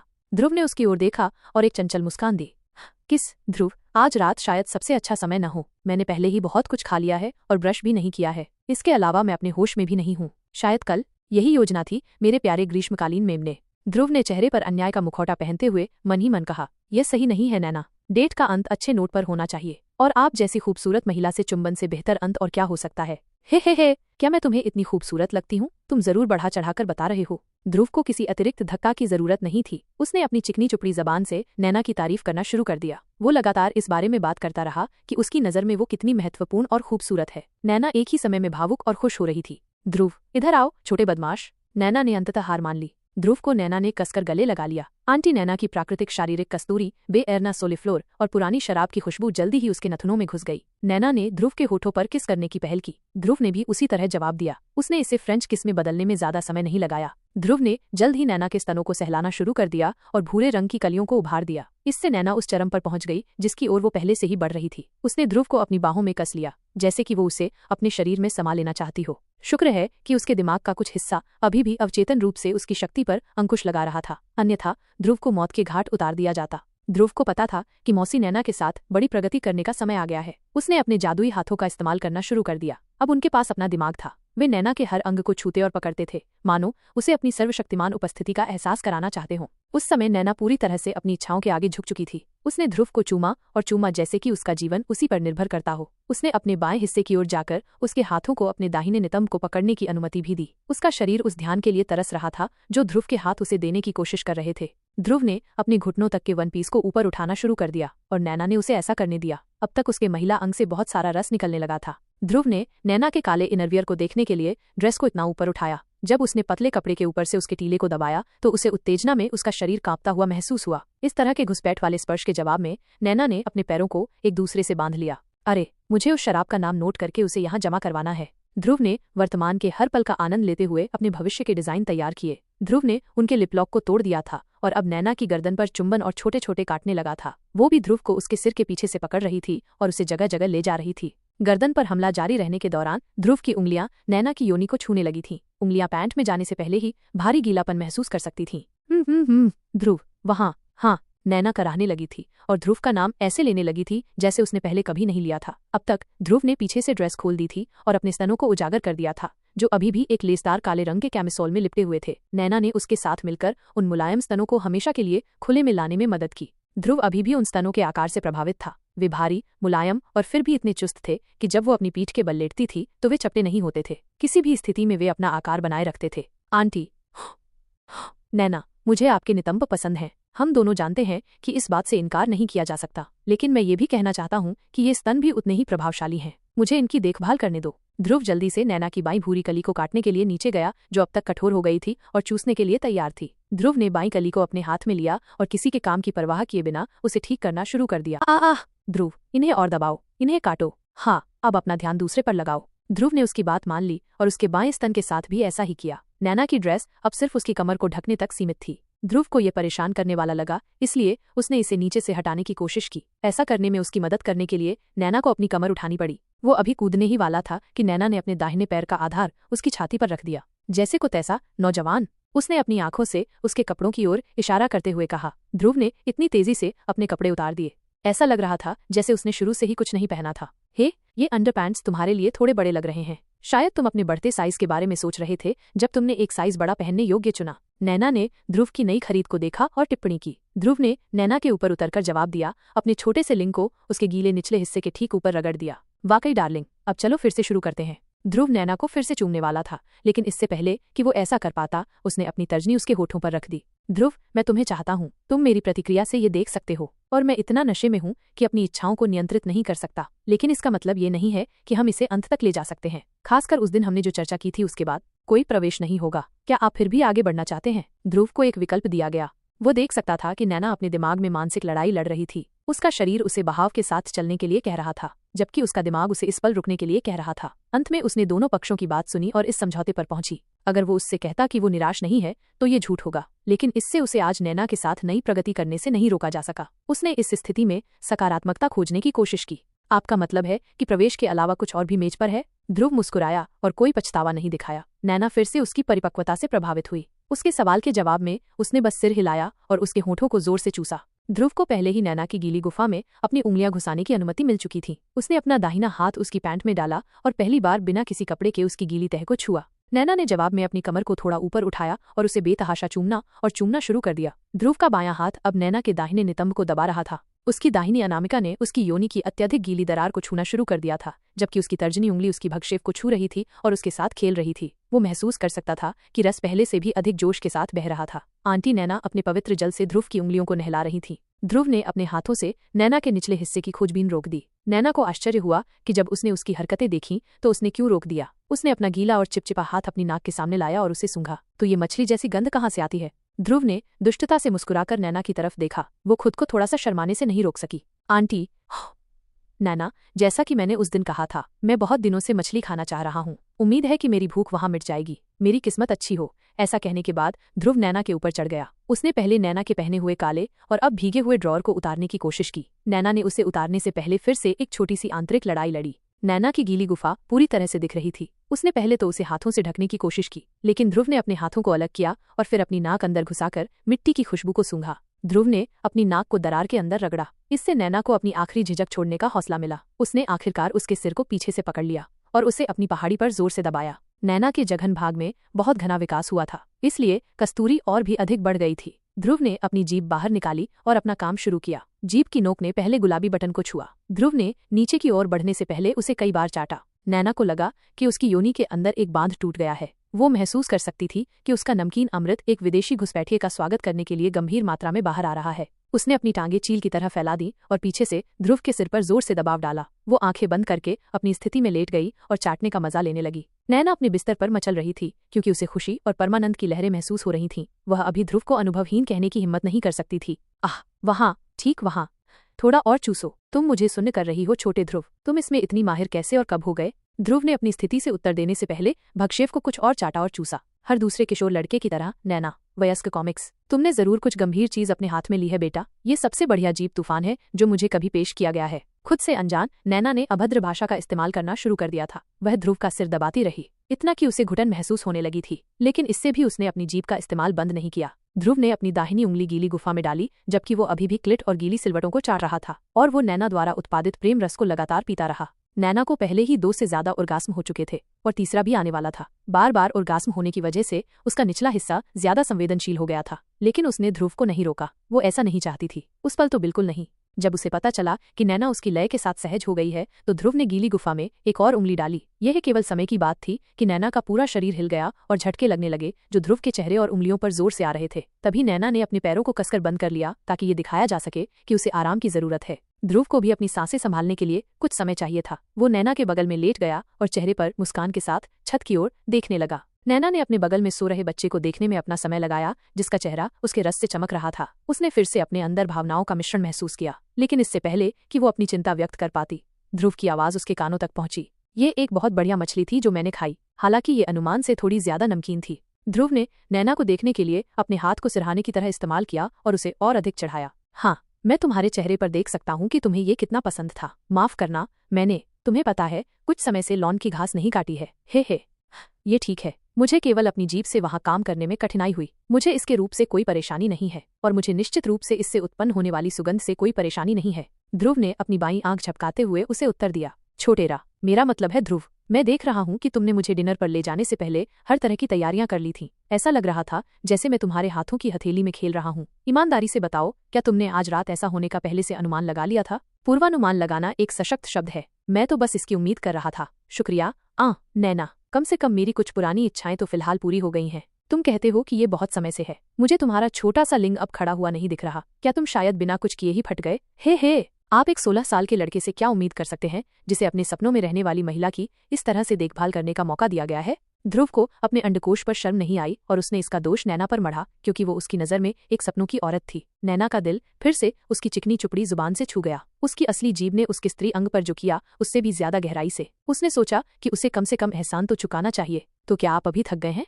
नैना ने चंचलता से पूछा। तो क्या आप अभी थक गए हैं? नैना ने चंचलता से पूछा। ध्रुव को वाकई थकान महसूस हो रही थी, लेकिन उसके सार्थक सवाल ने उसे हवा में उड़ा दिया। उसने उत्सुकता से भरी आवाज में पूछा, तुम्हारे मन में क्या है? नैना ने सिर्फ एक गलत जगह पर रखा हुआ कैमिसोल पहना हुआ था, जबकि ध्रुव ने अपनी नई खरीदी हुई अंडरपैंट पहन रखी थी। ध्रुव अब तक अपनी शर्म से उबर चुकी थी। उसने अपने शरीर से कपड़े का आखिरी टुकड़ा भी निकाला और उसे जमीन पर गिरा दिया। नैना फिर ध्रुव के ऊपर चढ़ गई और उसके नितंब उसके कमर से सटे हुए थे। उसके पैर उसके दोनों तरफ थे। वो आगे झुकी और ध्रुव के मुंह को अपने बाएं निप्पल के ऊपर ले गई। उसे चूसने का इशारा किया। इस बीच उसने अपने विशाल नितंब को ध्रुव के कमर पर रगड़ना और घिसना शुरू कर दिया। जल्द ही उसे वो प्रतिक्रिया महसूस हुई जिसकी उसे उम्मीद थी। ध्रुव का छोटा लड़का फिर से अपनी अंडरवियर के अंदर जाग गया था। नैना ने न तो उन्हें हटाया और न ही ध्रुव ने ऐसा करने की कोशिश की। नैना ने पहले ही उसे बता दिया था कि कोई प्रवेश नहीं होगा, इसलिए ये वो समझौता था जो वो उसके लिए पेश कर रही थी। ध्रुव ने अपने दोनों हाथों से उसके नितंबों को दोनों तरफ से पकड़ लिया और जोर जोर से मालिश करने लगा। नैना भी फिर से अपने चरम पर पहुंच रही थी। उसने अपने कठोर लक्ष्य के खिलाफ अपनी गति और तीव्रता बढ़ा दी। ध्रुव की पैंट पहले से ही उसके वीर्य से खराब हो चुकी थी, लेकिन आंटी नैना के प्रेम रस ने उन्हें पूरी तरह से गीला कर दिया था। तुम्हारा नितंब तुम्हारा सबसे अच्छा पिछवाड़ा है नैना। ध्रुव को परमानंद के बीच अपनी बुद्धि का एहसास हुआ और उसने नैना के नितंबों पर एक व्यंग्य किया। वो अब सक्रिय रूप से अपने अंडरवियर से ढके उभार को नैना के नितंबों के बीच धकेल रहा था। नैना भी उसके धक्कों का बराबर और विपरीत लय के साथ जवाब दे रही थी। क्या आप इसे नजदीक से और व्यक्तिगत रूप से देखना चाहते हैं? नैना ने जब उससे पूछा तो उसने आंख मारी। उसे पता था कि क्या होने वाला है और उसने बस अपना सिर हिलाया। नैना अपनी जगह से उठी और अपने पैरों को ध्रुव के चेहरे के दोनों ओर फैलाकर उसके चेहरे के ठीक ऊपर अपना लिंग रख दिया। उसने अपने लिंग को ध्रुव की नाक के ठीक ऊपर गिरा दिया और दूसरी तरफ से ध्रुव के कठोर लिंग को पकड़ लिया। ध्रुव ने फिर से एक जानी पहचानी गंध को सूंघा। उसने अपनी उंगलियों से उसके होठों को अलग किया और अपनी जीभ को गीली गुफा के अंदर डाला। उसके हाथ उसकी क्लिट पर काम करने और उसके नितंबों को मसलने के बीच बदल रहे थे, लेकिन जल्द ही उसे अपने छोटे लड़के के गीले और गर्म स्थान में लिपटे होने का सुखद एहसास हुआ। ध्रुव ने नीचे देखा कि नैना ने उसकी अंडरवियर को इतना ऊपर खींच दिया था कि वो छोटा लड़का अपनी पूरी शान के साथ खुले में खड़ा हो गया था और नैना उसे अपनी जीभ से हर तरफ से चाट रही थी और अंत में उसे अपने मुंह में ले लिया। ध्रुव झूठ नहीं बोलेगा, उसे अपने पिछले जन्म में कुंवारी थे, लेकिन अभी जो वो महसूस कर रहा था उसके आसपास भी कुछ नहीं था। उसे लगा जैसे उसका खोया हुआ सपना अचानक साकार हो गया हो। ध्रुव प्रिय, अभी तुम अपनी जीभ से जो कर रहे उसे मत रोको। नैना ने अपना काम रोक दिया और ध्रुव को याद दिलाया कि उसे जो काम सौंपा गया था उसे जारी रखना चाहिए। वो जल्द ही अपनी कल्पना से बाहर आया और उसके निर्देशों का पालन किया।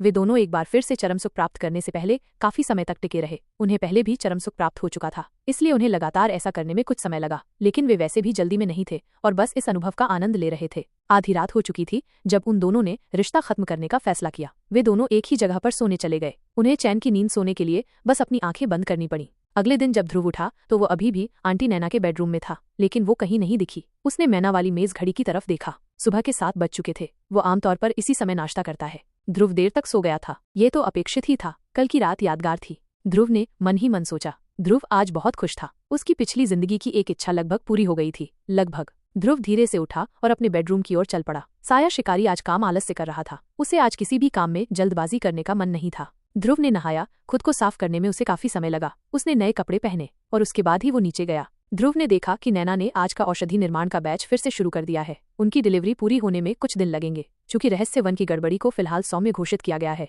इसलिए मायापुरी हीलर एसोसिएशन ने और ऑर्डर नहीं दिए। जब उसने ध्रुव को नीचे आते देखा तो नैना ने उसका स्वागत करते हुए मुस्कुराहट दी। ध्रुव समझ गया कि उस मुस्कुराहट में थोड़ी सी असहजता छिपी हुई थी, लेकिन अब कोई अपराधबोध, शर्म या संकोच नहीं था। नैना ने कल रात जो कुछ हुआ था उसे हकीकत मान लिया था और उससे भागी नहीं। यह सब ध्रुव की बातों और व्यवहार की बदौलत संभव हुआ, जिसने उसे बिना दबाव महसूस कराए इस दिशा में आगे बढ़ाया। ध्रुव की योजना सफल रही। अब उसे बस थोड़ा सा जीतने के लिए जोर लगाने की जरूरत थी। सुबह सुबह नींद आ रही है, मैंने कुछ अंडे बनाए हैं, काम पर जाने से पहले कुछ खा लो। नैना ने काम में व्यस्त होने से पहले ध्रुव से कहा। ध्रुव ने सिर हिलाया और नाश्ता किया। फिर वो प्राथमिक औषधियां बनाने लगा जो उसे बनानी थी। दिन की डिलीवरी खत्म होने तक दोपहर के 2 बज चुके थे। ध्रुव उन दोनों के लिए सादा लंच बनाने लगा जबकि नैना उसे देख रही थी। ध्रुव, कल रात के बारे में क्या तुम इसके बारे में बात करना चाहोगी?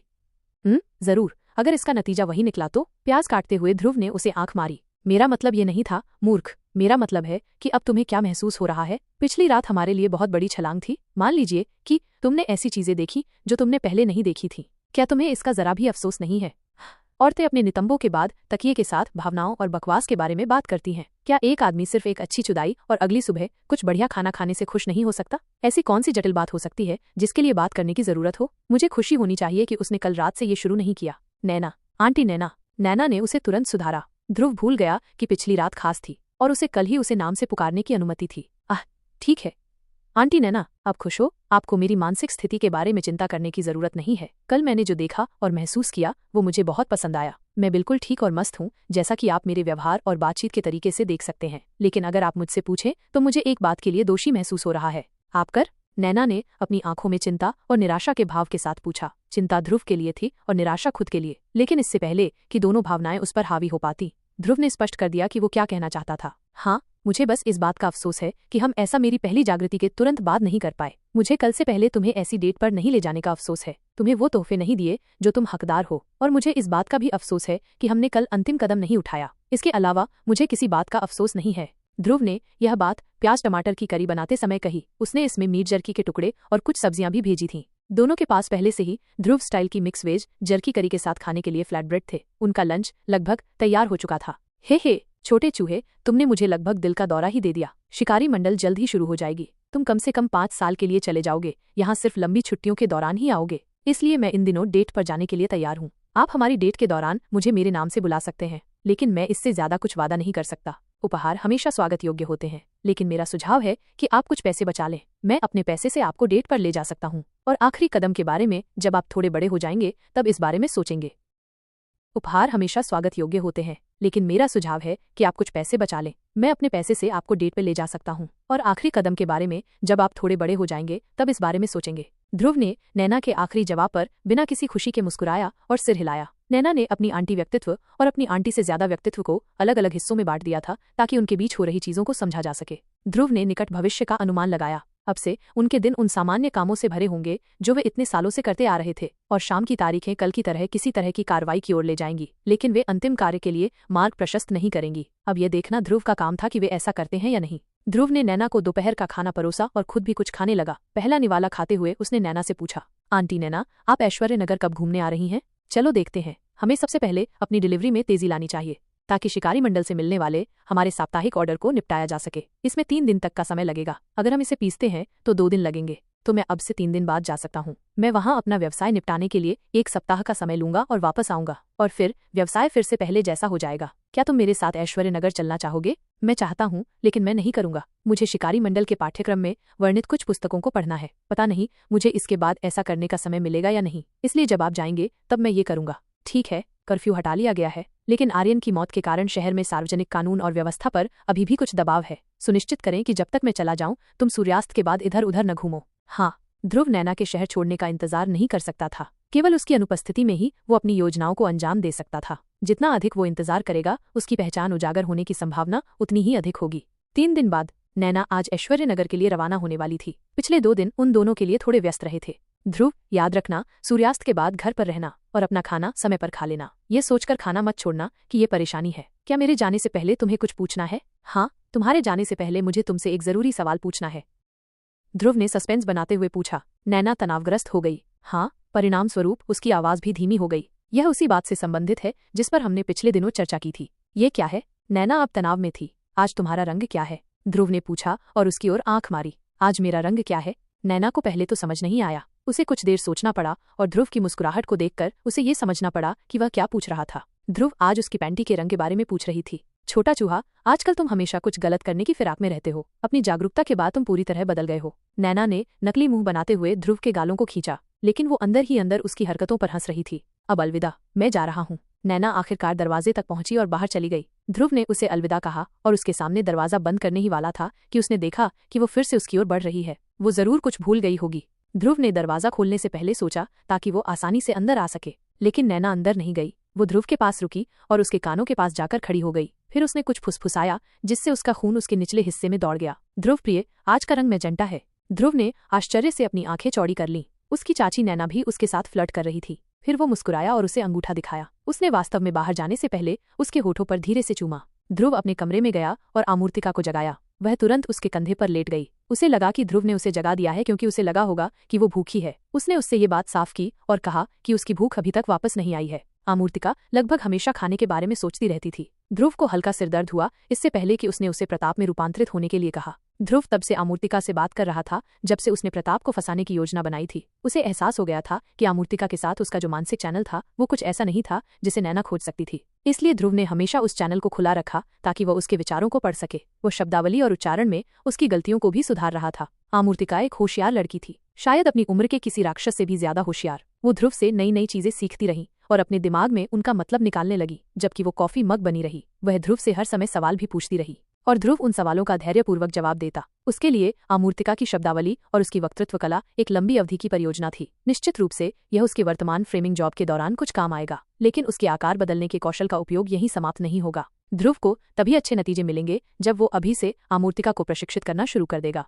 और वो चाहता था कि आमूर्तिका शिकारी मंडल में उसकी योजनाओं के लिए तैयार रहे। ध्रुव ने आमूर्तिका से कहा कि वो उसे 2 पैरों पर चलने में अपनी प्रगति दिखाए, और उसने ऐसा किया। उसमें बहुत सुधार हुआ था। अब कोई भी ये नहीं सोच पाएगा कि जब आमूर्तिका प्रताप के रूप में चल रही थी तो वो कोई इंसान नहीं था। ज्यादा से ज्यादा प्रत्यक्षदर्शी ये मानेंगे कि प्रताप के पैरों में कुछ चोट लगी थी या फिर वो नशे में था जो उसके अजीब चलने का कारण था। ध्रुव, कैसे काम करो? आमूर्तिका ने प्रताप की आवाज में पूछा। उसकी बोली में सुधार हो रहा था। तुमने बहुत प्रगति की है आमूर्तिका, मुझे तुम पर गर्व है। मैं देख रहा हूँ कि शब्दों का विभाजन तुम्हारे लिए काम कर रहा है। मैं कम से कम ये तो समझ सकता हूँ कि तुम क्या कहना चाहती हो, भले ही मैं सिर्फ तुम्हारी आवाज ही सुनूं। जब तुम एक अकार्बनिक वस्तु बन जाओ तो इन चीजों का अभ्यास करते रहो। अपने खाली समय का उपयोग शब्दों और भाषणों के बारे में सोचने में करो। तुम हमेशा मुझसे कुछ पूछ सकते हो जो तुम्हें समझ में नहीं आता। क्या अब तुम कुछ पूछना चाहते हो? ध्रुव, आपने शाम के बाद 3 दिन तक क्या खाया? क्या आपने अच्छा खाना खाया? किस शाम की बात कर रहे हो? 1 मिनट रुको, मुझे मत बताओ। क्या उस समय चैनल खुला था? जब मैं आंटी नैना के साथ समय बिताती थी तो आमूर्तिका मेरे विचारों पर नजर रखती थी।